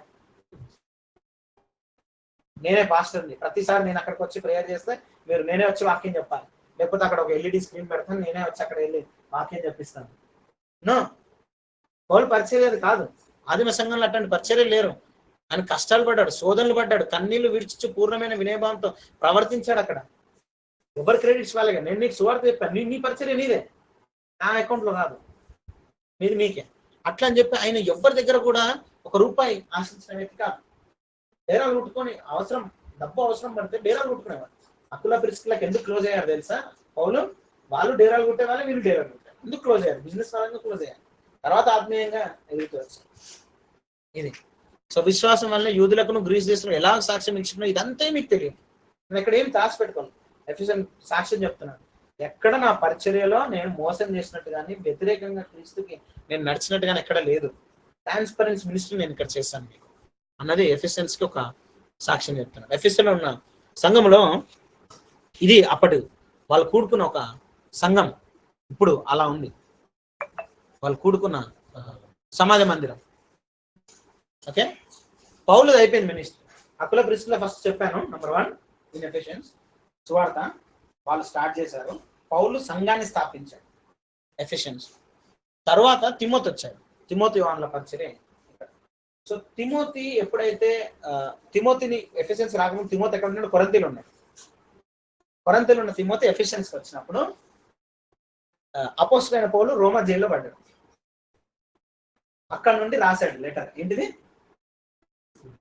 1 తిమోతి 2 తిమోతికి రాశాడు. ఎఫెసియన్స్ లో జాగ్రత్త బాబు, అధికారము అధ్యక్ష పదవి కోరుకుంటున్నామేమో, జాగ్రత్త. తిమోతికి రాసిన పత్రిక మనం ఒకసారి ధ్యానిస్తుంటే మనకు అర్థమవుతుంటది అందులో ఏమున్నది ఏంటిది అనేది మనకి తెలుస్తుంటది. మొదటి 2 తిమోతిలు కూడా అక్కడే రాశారు. సో అందులో లైక్ స్త్రీల గురించి తలకి కొంగు వేసుకోవాలి ఉండాలి. ఎఫ్ఎస్ఎన్ లో వాళ్ళు ఎక్కువ మాట్లాడడం నాకు ఇష్టం లేదు అన్నట్టు కూడా కొన్ని లేడీస్కి కొన్ని కండిషన్స్. భర్త ఎలా ఉండాలి, భార్య ఎలా ఉండాలి, తిమోతికి రాసిన పత్రికలో అధ్యక్ష పదవి కోరుకునేవాడు ఎలా ఉండాలి అంటే సంఘాన్ని ఏం చేస్తున్నాడు తిమోతి? ఇక్కడ నడిపిస్తున్నాడు, సంఘ కాపరిగా నడిపిస్తున్నాడు. అక్కడ ఆయనకి లెటర్ రాశాడు ఇక్కడ నుండి. అక్కడ ఎఫ్ఎస్సిలో అక్కడ ఉంటే తిమోతిలో ఎఫ్ఎస్సిలో ఉన్న వాళ్ళకి ఇలా చేయని చెప్పి అక్కడ రాసి ఉంటుంది. ఇది తిమోతి పత్రికలు. నేను మళ్ళీ గమనించండి. నెంబర్ 1 అకుల ప్రిస్కిల్లా సువార్త స్టార్ట్ చేశారు. నెంబర్ 2 పౌలు సంఘాన్ని స్థాపించాడు. ఈ మధ్యలోనే కొన్ని పత్రికలు చెప్పేశాను. ఫిలమోను, కొలస్సి పత్రిక, తర్వాత 1 తిమోతి 2 తిమోతి. వీటన్నిటికీ కేంద్రమైన ఎఫెసియన్స్ పట్టణం. ఓకేనా? తురన్న నుండి అట్లా స్ప్రెడ్ అయిపోయి పత్రికలు అన్నట్లు వచ్చాయి. నెక్స్ట్ తిమోతి తర్వాత జాన్, యోహాన్ పరిచయం మొదలు. యోహాను ఎఫెసియన్స్కి వచ్చినప్పుడు యోహాను సువార్త రాశాడు. యోహాను 3 పత్రికలు ఎఫెసియన్స్ లోనే రాశాడు. ఎఫెసియన్స్ పక్కనే కొన్ని ఐలాండ్స్ ఉంటాయి. అందులో ఒక ఐలాండ్ పద్మాస్ ఐలాండ్. అందులో ఏం రాశాడో తెలుసు, రైట్? సో ఎఫిషియన్స్ ఆధారం చేసుకొని ఎన్ని పత్రికలు వెళ్తున్నాయో ఆలోచించాలి. ఓకే, యోహాను పరిచర్యలో ఒక చిన్న విషయం ఏంటంటే యోహాను ఎక్కువగా అపోస్తలులాగా పరిచర్య కాలేదు. యెరూషలేంలో ఉన్నప్పుడు ఆయనకు ఒక బాధ్యత ఇచ్చాడు. చనిపోతుంది. ఏంటిది? సిలువలో పలికిన ఒక మాట. ఎవరికి ఇవ్వాలి? ఏ శిష్యులకి ఇవ్వాలి? అందరికి మినిస్ట్రీ ఇచ్చాడు. యోహాన్కి ఏంటంటే మినిస్ట్రీతో పాటు మా అమ్మని చూసుకునే బాధ్యత నీదే అని అన్నాడు. సో తన తల్లిని చూసుకునే బాధ్యత తనకు ఉంది కాబట్టి మినిస్ట్రీతో పాటు దీన్ని ఎక్కువ కాన్సన్ట్రేట్ చేసేవాడు, ప్రయారిటీ ఇచ్చేవాడు తల్లి విషయం. సో మరియమ్మని యెరూషలేంలో ఉండే ఎక్కువ శాతం కాపాడుకుంటూ వచ్చాడు. తను చూసుకుంటూ తన బాగోగులన్నీ తన్ని చూసుకుంటూ వచ్చాడు చనిపోయిన తర్వాత. కానీ యెరూషలేంలో మరియమ్మ చనిపోయింది. వీళ్ళిద్దరూ కూడా ఎఫిషియన్స్కి వచ్చారు. క్రైస్తవ టౌన్ గా అయిపోయింది. ఈయన అప్పటికి వచ్చేటప్పటికి 100 ADలోకి వెళ్ళిపోయింది. 100 ADలోకి వచ్చేసింది. చాలా ఆల్మోస్ట్ యోహాను ముసలివాడు అవ్వక ముందుకే మరియమ్మ తెలుసా అంటే ఈ లోపే మరియమ్మని తీసుకొని ఇక్కడికి వచ్చేసారు ఎఫెసియన్స్. అక్కడ సెంట్ మ్యారీ సంబంధించిన వర్జిన్ మ్యారీ చర్చ్ అని కూడా అక్కడ ఒకటి ఉంది ఆ నేమ్ తోటి. సెంట్ జాన్ హోటల్స్ ఉన్నాయి. ముస్లిం కంట్రీ అయినా ఇప్పటికీ సెంట్ జాన్ హోటల్స్ అని ప్రూఫ్ చూపిస్తాను. ఓకే, సో అంటే జాన్ అక్కడ ఉన్నాడు అన్నదానికి ఆధారాలు అనమాట. అక్కడ ఉండే యోహాను పత్రికలు, యోహాను సువార్త ఇవన్నీ కూడా అక్కడ రాశాడు అనమాట. సో దీనికి ముందు అపోస్తుల్లో పేతురు యాంటియోక్ చర్చ్కి వచ్చినప్పుడు పేతురుకి పౌలుకి గొడవ అవడం, క్లాష్ అవ్వడం, యూదుల విషయంలో నువ్వు ఇలా ఉన్నావని పేతురు అన్న తర్వాత పేతురు ఇంకా అక్కడ నుండి వెళ్ళిపోతాడు. వెళ్ళిపోయి ఎక్కడికి వెళ్తాడు? ఆసియా ప్రాంతానికి వెళ్ళిపోతాడు. ఏషియా ప్రాంతానికి వెళ్ళిపోతాడు. వెళ్ళిపోయినప్పుడు పౌలు రోమాకి వెళ్ళాల్సిన పౌలు ఏం చేస్తాడు? నేను కూడా ఆసియాకి వెళ్తాను అంటే దేవుడు ఒప్పుకోడు. మనం నిన్న సెకండ్ జర్నీలో మనం మాట్లాడాం. యేసు ప్రభు అక్కడికి వెళ్ళొద్దని అంటాడు. ఎందుకంటే ఆసియా అక్కడ ఆల్రెడీ పీటర్ పరిచర్య జరుగుతుంది. పీటర్ పరిచయం చేస్తాడు. ప్రూఫ్ చూపించాలంటే 1 పేతురు 1వ అధ్యాయం 1వ వచనం.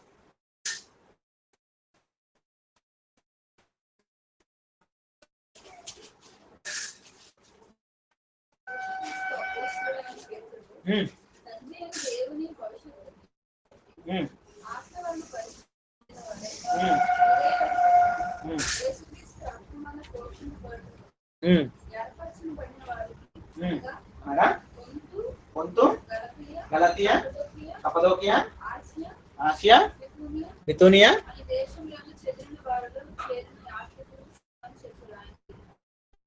ఇదిగోండి ఆసియా, లిసియా, గలతియా, బితూనియా, కప్పదోకియా, సిలిసియా. తెలుగులో కొద్దిగా ఉంటుంది, ఇంగ్లీష్. ఇదంతా ఏషియా ఖండం. రోమా ఇటువైపు ఉంది, ఇది యూరప్. అందుకే పౌలు ఇక్కడ ఉన్నప్పుడు యాంటియాక్ ఇక్కడ ఉంటుంది కింద, సిరియా సైడ్, అక్కడ సైడ్ యాంటియాక్ అని ఉంది కదా ఇక్కడ, ఇది యాంటియాక్ దగ్గర గొడవ అయినప్పుడు పీటర్ ఇటు వెళ్ళిపోయాడు. పౌలు కూడా ఇటు వెళ్తా అంటే దేవుడు వద్దన్నాడు. అక్కడ పీటర్ పరిచయం జరుగుతుంది, నువ్వు ఇటు వెళ్ళమన్నాడు. మాస్టర్ యూరప్, ఏషియా అక్కడ ఆయన కవర్ చేస్తున్నాడు. నేను ఎందుకు చెప్తున్నానంటే ప్రణాళిక చూడండి దేవుడు. ఒక వ్యక్తితో ఆల్రెడీ దేవుడు అక్కడ పని చేస్తున్నాడు, నువ్వు ఇక్కడికి వెళ్ళు, మాసిడోనియాకి వెళ్ళు, యూరప్ కాంటినెంట్ నువ్వు బలపరచు. అంటే మినిస్ట్రీ విషయంలో ఎప్పుడు కూడా మనం నడుస్తున్నామని అనుకోకూడదు. దేవుడు కొంతమంది ఏర్పరచుకొని దేవుడు పిలిపించాడంటే ఆ మినిస్ట్రీ దేవుడే నడిపిస్తున్నాడు అని అంటారు. అందుకే దేవుడు వద్దు అని అన్నాడు అని అంటే అక్కడ. కానీ పౌలుకు తెలియదు ఆ విషయం. అక్కడ తర్వాత పత్రికల్లో పీటర్ రాసిన పత్రికల్లో చూస్తే ఇక్కడంతా సువార్త ప్రకటించబడిపోయింది. అక్కడ పౌలు వెళ్ళలే, పీటర్ వెళ్ళిపోయి అక్కడ సంఘాలు స్థాపించాడు. పేతురు పరిచర్యలో కప్పదోకియా సంఘం, బితూనియా సంఘం, గలతీ సంఘము, ఏషియా, లూసియా, సిలిసియా, ఇవన్నీ సంఘాలకి ఆయన స్టార్ట్ చేసేసాడు అక్కడ. ఆ తర్వాత పేతురుతో పాటు ఉన్న జాన్ ఇప్పుడు ఇందులోకి వచ్చాడు, ఎఫిషియన్స్ కి వచ్చాడు. అక్కడే ఆయన చనిపోవడం కూడా జరిగింది. రెవల్యూషన్ రాసిన తర్వాత మళ్ళీ ఎఫిషియన్స్ వచ్చినాక ముస్లిం అయినాక ఆయన ఎవ్వరు చంపలే, ఆయన అతసాక్షి కాదు, నార్మల్గా చనిపోయాడు. ఆయన సమాధి అక్కడ ఉన్నట్టు కూడా కొంతమంది చూపించారు, అది ఆయన సమాధి అని చెప్పి. మరియమ్మ సమాధి కూడా ఎఫిషియన్స్ పట్టణంలోనే మరియమ్మ సమాధి కూడా ఉన్నట్టుగా ఆధారాలు ఉన్నాయి. So this all about efficiency. సో ఇప్పుడు నేను ఒకసారి చెప్తున్నాను చూడండి. అకుల ప్రిస్కిల మొదట సువార్త ప్రకటించారు, పౌలు సంఘాన్ని స్థాపించారు, తిమోతి స్థిరపరిచాడు, యోహాను దాన్ని కేంద్రంగా చేసుకొని పరిచర్య చేశారు. లైక్ యోహాను పత్రిక రాయడం, యోహాను సువార్త, మొత్తం సంఘాలన్నిటికీ ఆయన పత్రికలు చాలా కీలకం. యోహాను ఫైనల్ డిక్లరేషన్ ఇచ్చిన వ్యక్తి యోహాను జీసస్ ఇస్ డైరెక్ట్లీ గాడ్ అని చెప్పిన వ్యక్తి యోహాను. ఎందుకంటే వీళ్ళకి ఈ చర్చ్ క్రిస్టియన్ కౌన్సిలింగ్స్ అనేవి ఉంటాయి. అంటే చర్చ్ స్థాపించడం కొన్ని డౌట్స్, అసలు వేసుకోవడం దేవుడా, త్రిత్వం అంటే ఏంటి, అప్పటి వరకు తెలియదు కదా త్రిత్వం అంటే, తండ్రి కుమార పరిశుద్ధాత్మ ఏంది, ఇవన్నీ డౌట్స్ వస్తే అవన్నీ క్లారిఫికేషన్స్ ఇక్కడ ఇచ్చేవాళ్ళు విత్ డేట్స్ ఉండే. జూన్ 21, 431 చర్చ్ ఫస్ట్ కౌన్సిలింగ్ సమావేశం ఇక్కడ డిక్లేర్ చేసుకునే వాళ్ళు ఎఫిషియన్స్ చర్చ్ లో వాళ్ళు డిబేట్స్ చేసుకొని క్లారిఫికేషన్ తెచ్చుకొని దాన్ని బట్టి లెటర్స్ రాసి అందరు ఇదే బిలీవ్ చేయండి అని చెప్పేవారు. అపోస్తులకు మాత్రమే అధికారం ఉంది, ఎవరు పడితే వాళ్ళు డిక్లేర్ చేయకూడదు. ఇప్పుడు లేరు అపోస్తులు, అయిపోయింది. అపోస్తులు అంతా డిక్లేర్ చేసి పెట్టేశారు, అయిపోయింది, క్లోజ్. ఇప్పుడు వచ్చి నేను అపోస్తులు దీపక్ వచ్చాడు, అపోస్తులు రంజిత్ ఓఫీర్ వచ్చాడు అని అంటే కుదరదు. ఎందుకంటే అపోస్తులు అయిపోయింది. అపోస్తులు ఎవరు అని అంటే స్థాపిస్తారు దీన్ని, వాళ్ళు డిక్లేర్ చేసే అధికారము అపోస్తులకు ఉంటుంది, మిగతా వాళ్ళు లేరు. సో అపోస్తుల కాలం అయిపోయింది. 431 చర్చ్ కౌన్సిలింగ్ సమావేశాలు అట్లాంటివి జరిగించి వాళ్ళు డిక్లరేషన్స్ ఇచ్చేవాళ్ళు అక్కడికి. నెక్స్ట్ 262 చాలా ఇంపార్టెంట్. 262లో ఏడీలో 266 చూడండి దేవుని మిరాకిల్స్ ఎలా జరుగుతుంది. జర్మనీకి చెందిన గోత్స్ అర్తమీ దేవి దేవాలయాన్ని కూల్చేశారు. 262 460 వరకు, 431 కదా ఇది, 431లో ఫస్ట్ చర్చ్ కౌన్సిలింగ్ స్టార్ట్ అయిందని అంటే 262లో ఇది పోయిందని అంటే ఎఫిషియన్స్ లో ఎంతమంది క్రిస్టియన్స్ అయి ఉండొచ్చు, ఇది పోయిందని అంటే ఇదే మెయిన్ ఉండే. మీకు తెలిసిందే అక్కడ వాళ్ళు విగ్రహాలని, ఒక 2 విగ్రహాలు, మా బిజినెస్ పోతుంది, ఈ పౌలు ఎవడో వచ్చి వేరే దేవుని ప్రకటిస్తున్నాడు అని అంటే అందరు ఎగబడతారు, అర్థం దేవి మహాదేవి మహాదేవి అని అరుస్తారు అక్కడ అందరు. అంటే వాళ్ళ దేవతను ఏమన్నా అంటే వాళ్ళు ఊరుకో, అది పోయింది, దేవుడు ద్వారాలు తెచ్చేశాడు. పౌలు ఏమి వెళ్ళి దాని గురించి నెగిటివ్గా చెప్పాలి, పౌలు ఏమి వెళ్ళి అక్కడ వాళ్ళ గురించి ప్రచారం చేయాలి, వాళ్ళు ఏమి కూలగొట్టాలి. దేవుడు చేసేసాడు. జర్మనీకి చెందిన గోత్స అర్థం దేవాలని కూర్చేసాడు. 262 నుండి 432కి ఆల్మోస్ట్ 150 years మొత్తం క్రిస్టియన్స్ ఎండిపోయారు. Ephesians center for Christians. 600 to 700 ADలో భూకంపం వచ్చి ఎఫిషియన్స్ మొత్తం పోయింది. 1452లో ఓటామన్ అనే ఒక ఇస్లామిక్ రూలర్ వచ్చి మొత్తం స్వాధీనం చేసుకుంది. నేను ఏమంటానంటే ఇంత పెద్ద పెద్ద వాళ్ళు కదా, ఇప్పుడు ఎవరో ఒక చిన్న పాస్టర్ వెళ్ళి అక్కడ సంఘం స్థాపించిన వాళ్ళంటే ఒప్పుకుంటారు. మన ఇండియాకి ఎవరు వచ్చారు? తోమా వచ్చారు. తోమా వచ్చినప్పటి నుండి ఇప్పటి వరకు క్రిస్టియానిటీ ఇక్కడ ఉందా చచ్చిపోయిందా? మనందరం క్రిస్టియన్సే కదా, ఇంకా ఉన్నాం. జస్ట్ ఒక తోమా వచ్చాడు ఉత్తర భారతదేశంలో, నార్త్ ఇండియాలో పేరేంది బర్తలోమై వచ్చాడు. అక్కడ ఇంకా క్రిస్టియన్స్ బ్రతికే ఉన్నారు, ఇక్కడ బ్రతికి క్రిస్టియానిటీ మినిస్ట్రీ నడుస్తుంది ఇంకా. కానీ ఎఫ్ఎస్సిలో పౌలు వచ్చాడు, యోహాన్ వచ్చాడు, తిమోతి వచ్చాడు, అపోలో వచ్చాడు, అపోలో వచ్చాడు. ఇంత పెద్ద పెద్ద దిగ్గజాలు వీళ్ళు. కానీ ఇప్పుడు ఎఫిషియన్స్ ఉందా? వాళ్ళ దిబ్బ. ఏమై ఉండొచ్చు? ఎందుకు అలా అయి ఉండొచ్చు? ఎంత గొప్ప మొత్తం క్రిస్టియన్, కంప్లీట్ క్రిస్టియన్స్ అయిపోయారు మొత్తం 3 years జీసస్ క్రైస్ట్ తెలంగాణలో లేరంట. 200 years అప్పటికి అపోస్తలుడైన పౌలు చనిపోయారు, యోహాన్ చనిపోయారు. మొత్తం క్రిస్టియన్ కాలనీ, క్రిస్టియన్ టౌన్ అయిపోయింది, రిచెస్ట్ క్రిస్టియన్ టౌన్. దేవుడు లేపేశాడు, చెప్తున్నా, దేవుడు లేపేశాడు. ప్రకటన గ్రంథం 2వ అధ్యాయం 5వ వచనం, నీవు మారు మనసు పొందితేనే సరి, లేని ఎడల నేను నీ యొద్దకు వచ్చి నీ దీపస్తంభం దాని చోట నుండి తీసేది. మీలో ఇప్పుడు ఎవరికైనా క్వశ్చన్ ఉందా? నేను అడిగా ఎడవడని, అన్నా పెద్ద పెద్ద దిగ్గజాల అపోస్తలు వచ్చి సువార్త చెప్పారు, మళ్ళా చిన్నగా మారు మనసు పొందితేనేంది అని అంటావేంటి? ఆల్రెడీ క్రిస్టియన్స్ కదా, మారు మనసు పొందలేదని చెప్పి దేవుడు లేపేయడం ఏంది? దీపస్తంభం అందరు క్రిస్టియన్స్ కదా అని అన్న. అంటే అన్న నాకు ఒక ఎగ్జాంపుల్ చెప్పాడు. ఏమన్నా తెలుసా? పరవస్తు అది పురుషోత్తం చౌదరి ఆంధ్రప్రదేశ్ కీర్తనలో అద్భుతమైన పాటలు రాశాడు పురుషోత్తం చౌదరి. ఆయన 4వ తరం ఇప్పుడు ఉంది. ఎవరు? తిరుపతికి వెళ్ళి కొట్టించుకున్నారు. హిందూస్ 4వ తరం ఇప్పుడు ఉన్నారు హిందూస్. వారిలో ఏం కావాలి అని అడిగి, హార్మోన్స్ కావాలి, అది లేదు. దే ఆర్ బై బాండ్ క్రిస్టియన్స్, అంతే. హార్మోన్స్ లేదు, వారిలో ప్రేమ లేదు. చూడండి ప్రకటన గ్రంథం 2వ అధ్యాయం 5వ వచనం. ఇది రాసింది ఎవరు చెప్పండి? ప్రకటన గ్రంథం యోహాను అక్కడ ఉండి గమనించకుండా ఇది రాశాడా?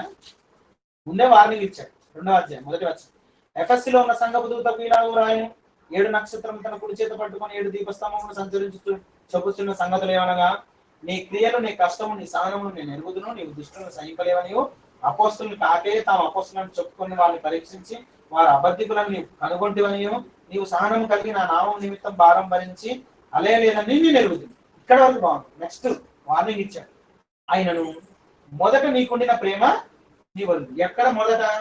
అపోస్తులు పరిచర్య చేసినప్పుడు ఉన్న మీ పితరులు ఏవైతే ఉన్నారో అక్కడ ఉన్న ప్రేమ ఇప్పుడు మీ తరాలు దాటిన తర్వాత లేదు. అది ప్రేమ లేకపోతే వేస్ట్. 1 కొరింథీయులకు రాసినటువంటి పత్రిక 13వ అధ్యాయంలో స్పష్టంగా ఉంది. నాకు వరాలు ఉన్నాయి, నేను టీచ్ చేస్తాను, నేను చేతులు పెడితే స్వస్థతలు వస్తాయి, నేను ఇవి చేస్తే అది వస్తాయి, నేను ఎక్కడికి వెళ్తే అక్కడ ఇల్లు బాగా అయిపోద్ది. ఇది కాదు గొప్పతనం.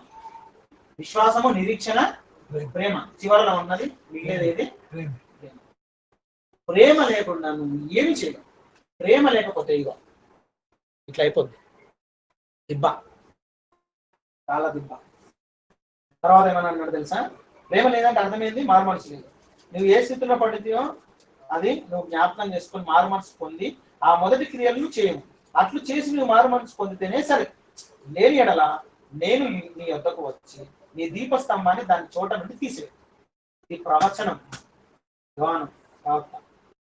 ఆయన 146 AD 260 అంటే అర్తమిదేవి దేవాలయము పోక మునిపే యోహాను చనిపోయాడు. బతకలేడు కదా మరి. అంటే ఈ దేవాలయం కూల్చే టైంకి యోహాన్ లేడు అక్కడ. ఇది రాసేసాడు యోహాన్. ఇది రాసిన వాళ్ళు ఎఫెసియల్ చదవట్లేదా? చదవలే. 600-700 శతాబ్దంలో భూకంపం ఎవరు తీసుకొచ్చారు భూకంపం? మరి ప్రకటన గ్రంథంలో రాసింది, నేను నీ వద్దకు వచ్చి నీ దీపస్తంభాన్ని దాని చోట నుండి తీసేస్తాను. ఒక్కడు లేడు, ఒక్క క్రిస్టియన్ లేడు. ఎవ్రీ అందరు కూడా ఇది ఒరిజినల్ మ్యాప్, లైవ్ మ్యాప్. ఇది ఈ ఎఫెసియన్స్ పేరు సెల్కక్ అని ఉంటుంది. ఇందులో సెల్కక్, సెయింట్ జాన్ హోటల్ అని ఉంది, సెయింట్ జాన్ హోటల్. ఇది ప్రజెంట్ మీరు మ్యాప్ లో చూడండి, గూగుల్ మ్యాప్ లో చూడండి ఉంటుంది. ఇగోండి అర్తమిస్ తపానిగి అని అంటే temple, అర్తమిస్ temple.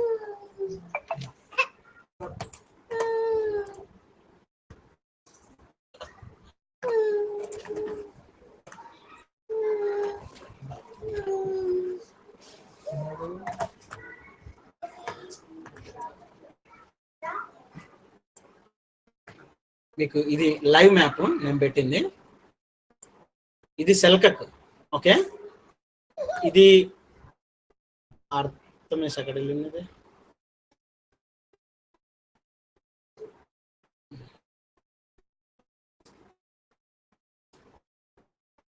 The temple of Artemis. Image వచ్చింది చూసారా? ఏముందన్నా? ఒకటే పిల్లర్. ఎంత గడ్డ వచ్చేసింది. మస్జిద్ కట్టేశారు ఇక్కడ. ఇది ఇప్పుడు లైవ్. ఇదంతా ఎఫెస్ పట్టణం ఒకప్పుడు. కొన్ని పేర్లు కూడా వాళ్ళు తీయలే.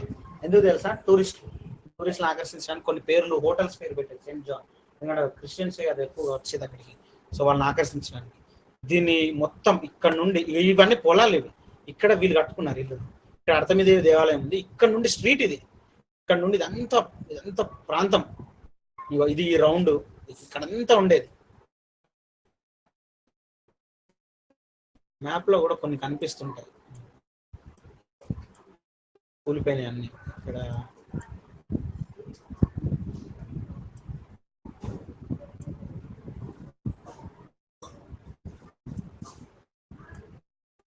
ఇజ్మీర్ అంటారు దీన్ని.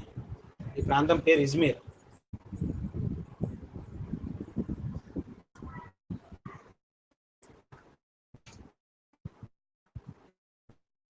ఇది ఇజ్మీర్కి కేంద్రం సెల్కక్. ఇదంతా కూడా చూడండి, ఇదంతా ఆక్యుపై చేస్తారు ఎవరు?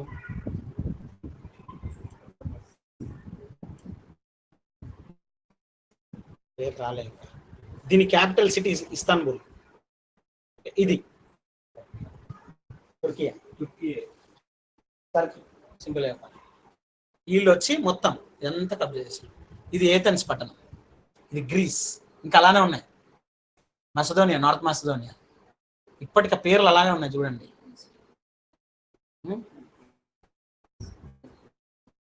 మొత్తం బైబిల్ చరిత్ర పుస్తకాలన్నింటినీ కేంద్రమైన ఎఫెసస్ సంఘం భూమి లేదు.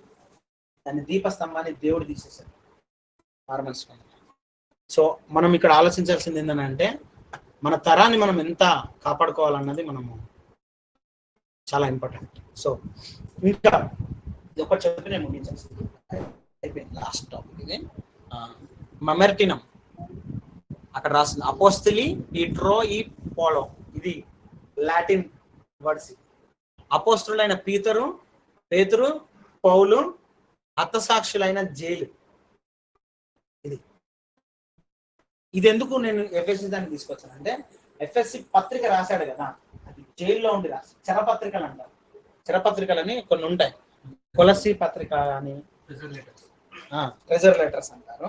వాటిలో ఎఫిషియన్స్, కొలస్సీ, ఫిలిప్పు, ఫిలమోను ఇవన్నీ కూడా ప్రిజన్ లో ఉండి జైల్లో ఉండి రాశారు. ఆ జైలు ఎలా ఉంటుందంటే అంటే ఎఫ్ఎస్సి రాసింది ఇందులో కీ పట్టుకున్నాడంటే పేతురు అని అర్థం. అన్నిటికీ ఈయన ఓపెన్ చేస్తారు.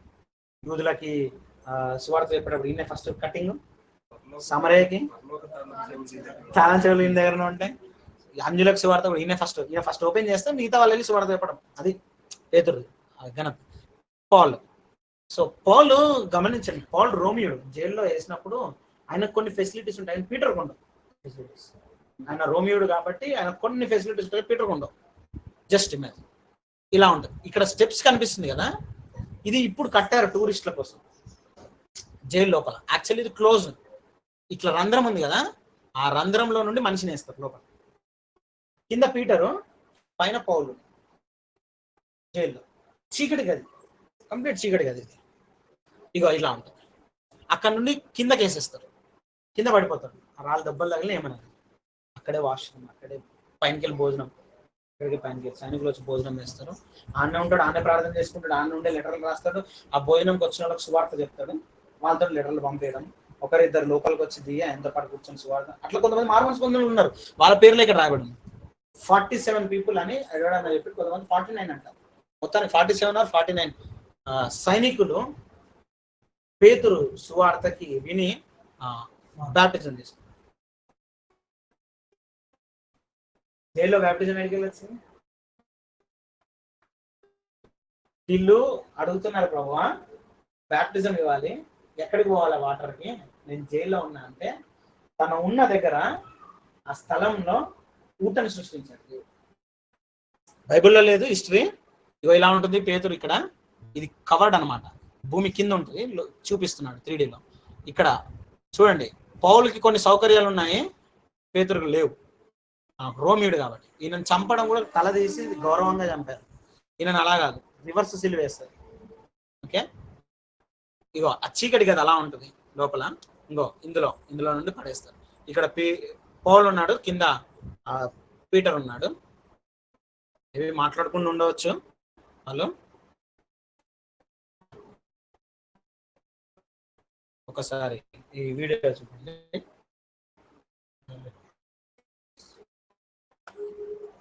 ఇది డైరెక్ట్ యూట్యూబ్ వీడియో పెట్టాను.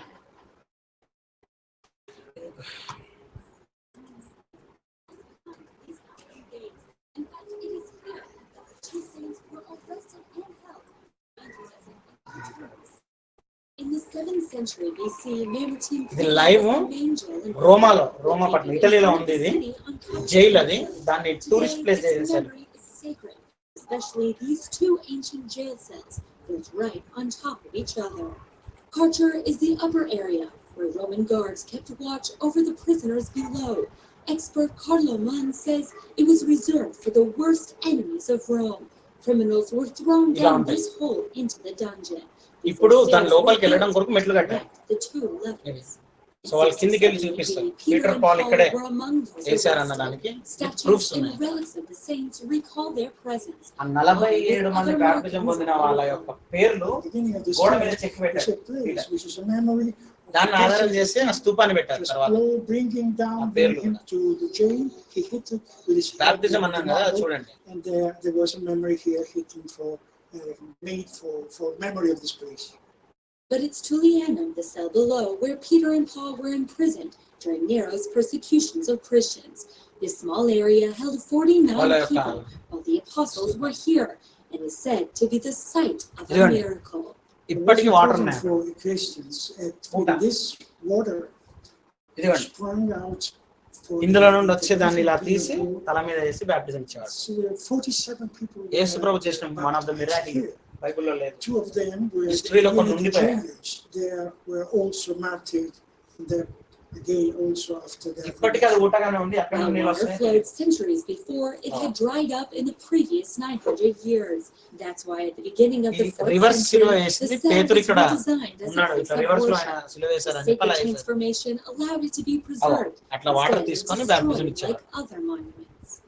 An altar was installed, the water source protected, and the column which bound Peter and Paul was guarded. They all have since been removed and can now be found in the museum just above the cement cells. This leaves the prison in its original condition. as when the apostles were awaiting their death nearly 2,000 years ago. This prison, while Saints Peter and Paul were inside, actually resembled a sewage tank, since prisoners were often forgotten and starved, since this was the final step before their execution. However, we know that for Saint Peter, he was crucified upside down here in Rome, while Saint Paul was beheaded, since he could not be crucified as a Roman citizen. Peter పౌల్కి తల తీసేశారు, Peter reverse సిలువేశారు అని చెప్పి అన్నారు. So అలాంటి చీకటి గదిలో దాంట్లో ఉండి రాసిన పత్రికే ఎఫెసీ పత్రిక. ఎంత దేవుడు, మనం ఈజీగా చదువుతున్న బుక్స్ కానీ ఎంత బ్యాక్గ్రౌండ్ ఉంది దీని వెనక. సో ఈ పౌలు చిరపత్రికల్లో ఎఫెసీ, కొలస్సీ, ఫిలిప్పి, ఫిలమోన్. క్రీస్తులో క్రైస్తవుని స్థానం, పొజిషన్ చెప్పేది ఎఫెసీ పత్రిక. క్రైస్తవ్యానికి క్రీస్తులో ఉన్న శక్తి చూపించేది కొలస్సీ పత్రిక. క్రీస్తు వెంబడి క్రైస్తవుని సంకల్పాన్ని చెప్పేది ఫిలిప్పి పత్రిక. క్రీస్తులో క్రైస్తవుని స్వాస్థ్యం, పోర్షన్ ఏంటి అన్నది ఫిలమోన్కి రాసిన పత్రిక వివరిస్తుంది.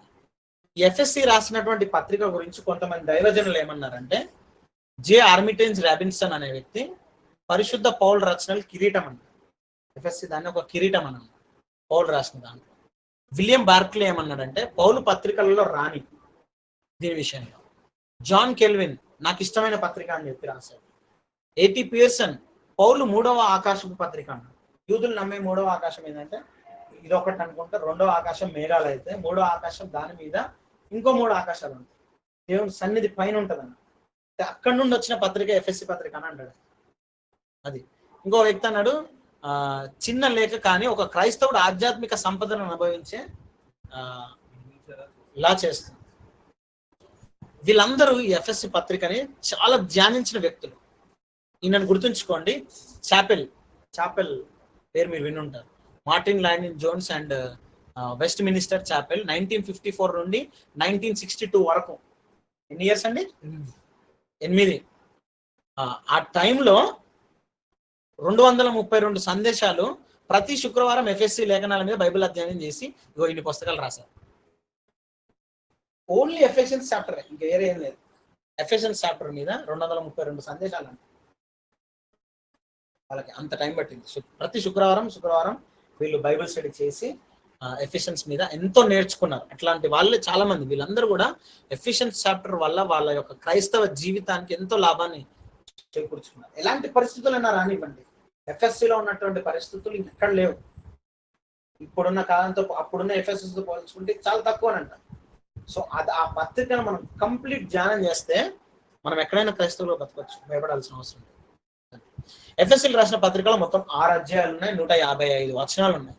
అందులో మొదటి 3 అధ్యాయాలు ఒకదాన్ని సూచిస్తుంది, మిగతా 4 నుండి 6 అధ్యాయాలు ఒకదాన్ని సూచిస్తాయి. ఇందులో 66 వచనాలు ఉన్నాయి, అందులో 89 వచనాలు ఉన్నాయి.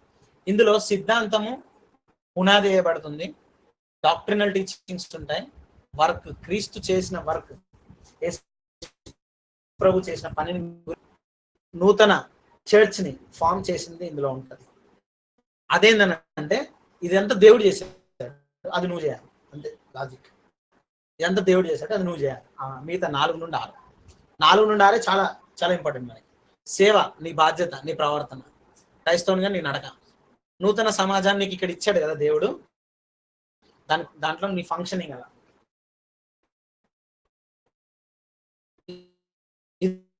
ఇది ఈ పత్రికల యొక్క నేను ఇంట్రొడక్షనే ఇస్తున్నాను, దాని చరిత్ర నేను మీకు చూపించాను. అంత చరిత్ర కలిగిన ఈ ఎఫెషన్స్ లో మరి దాంట్లో ఉన్న 6 అధ్యాయాలు చదివితే ఎంత మ్యాటర్ వెళ్తుండొచ్చు, అది ఎంత ఇంపార్టెంట్ అయి ఉంటుందని నేను టచ్ చేయకుండా దాని హిస్టరీ చెప్తున్నాను. ఇక దాని లోపలికి మనం నెక్స్ట్ వీక్ నుండి వెళ్తుంటాం ఒక్కొక్కటి. దాంట్లో నూతన సమాజం అని అంటే ఆయన క్రీస్తు యేసులో మీరు కూడా ఆత్మ మూలంగా దేవునికి నివాస స్థలం ఉండటం 2:22లో మన ఉభయంలో ఏకం చేశాను, ఒక నూతన పురుషునిగా సృష్టించాను 15 దేవుడు ఇంటి వారం, పరిశుద్ధమైన దేవాలయం అంటే ఇవన్నీ నేను నెక్స్ట్ లో వస్తూ ఉంటుంది. సో ఒక్క వీడియో షో చేసి నేను క్లోజ్ చేసేస్తాను. ఒకటి స్కిప్ చేశాను నేను. ఇది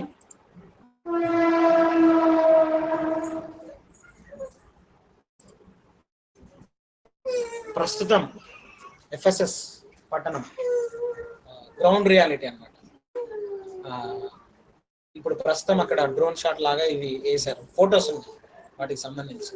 అక్కడ ఏమి లేవు, మనుషులు ఎవరు నివసించారు, అంత టూరిస్ట్ ప్లేస్ అయిపోయింది. ఇట్లా అయిపోయింది. ఫోటో జర పర్లేదు. మొత్తం దీపస్తంభాన్ని తీసేసినానంటే ఇట్లా ఉంటది.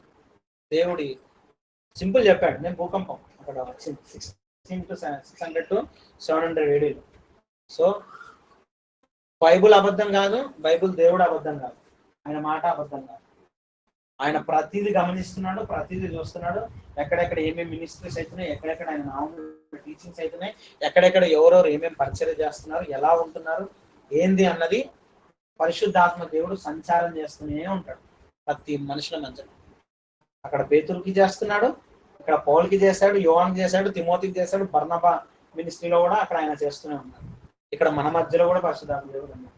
సో దీనివల్ల ముఖ్య ఉద్దేశం ఏంటంటే అన్న చెప్పిన దాంట్లో ఇది ఎంత గ్రౌండ్ రియాలిటీ, ఎంత నిజం ఇది జరిగిందో రేపు మన నెక్స్ట్ తరం తర్వాత కూడా మనది వాళ్ళు అలా చెప్పుకుంటారు. కాబట్టి మనం వేసే పునాదులు చాలా స్ట్రాంగ్ గా ఉండాలి. మన తరానికి నెక్స్ట్ తరానికి మనం ఏం బోధిస్తున్నాం ఏందన్నది ఉండాలి. బైబుల్ ఈజ్ నాట్ పుట్టుపురాణం, స్టోరీలు కాదు, కథలు కావు. ఎవ్రీథింగ్ హ్యావ్ ఎవిడెన్సెస్ ఉన్నాయి, ప్రతి దానికి ఎవిడెన్సెస్ ఉన్నాయి. సో ఇది కంప్లీట్ థర్డ్ మిషనరీ జర్నీలో మొత్తం ఇదంతా పీటర్ చేసిన మినిస్ట్రీ. ఈ రెడ్ మొత్తము పౌల్ చేసిన ministry.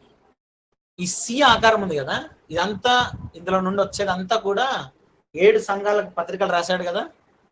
ఎఫెసిస్, Smyrna, Philadelphia, Sardis, థయతిరా, Pergamum, Philippi, తెస్సలోనికా, బరియా సంఘం, కొరింథీ. ఇట్లా సి ఆకారంలో ఉంటుంది.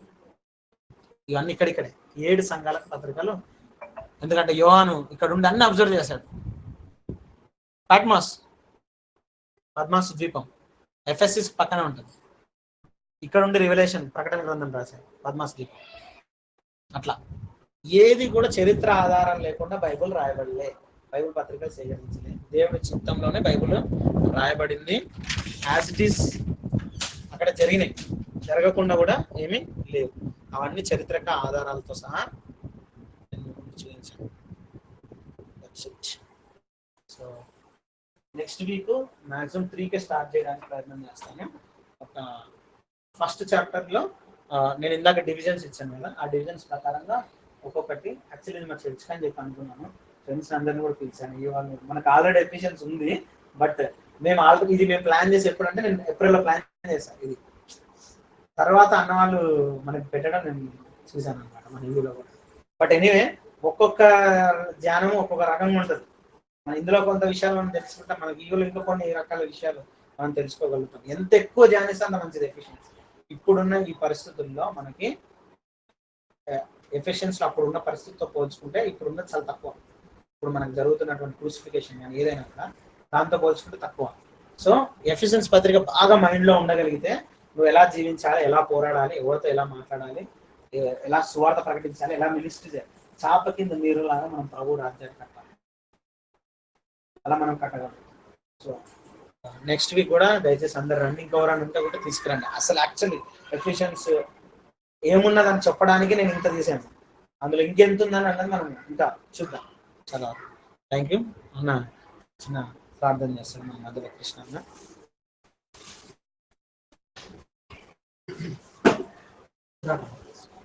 నేను పీపీటీ ఇస్తాను అందరికి. పరిశుద్ధుడా, ప్రేమ కలిగిన తండ్రి యేసుక్రీస్తు ప్రభువా, మీకు వేలాది వందనాలు, స్తుతులు, స్తోత్రాలు హృదయం అర్పిస్తున్నాం. అయ్యా, మీ కృప చేత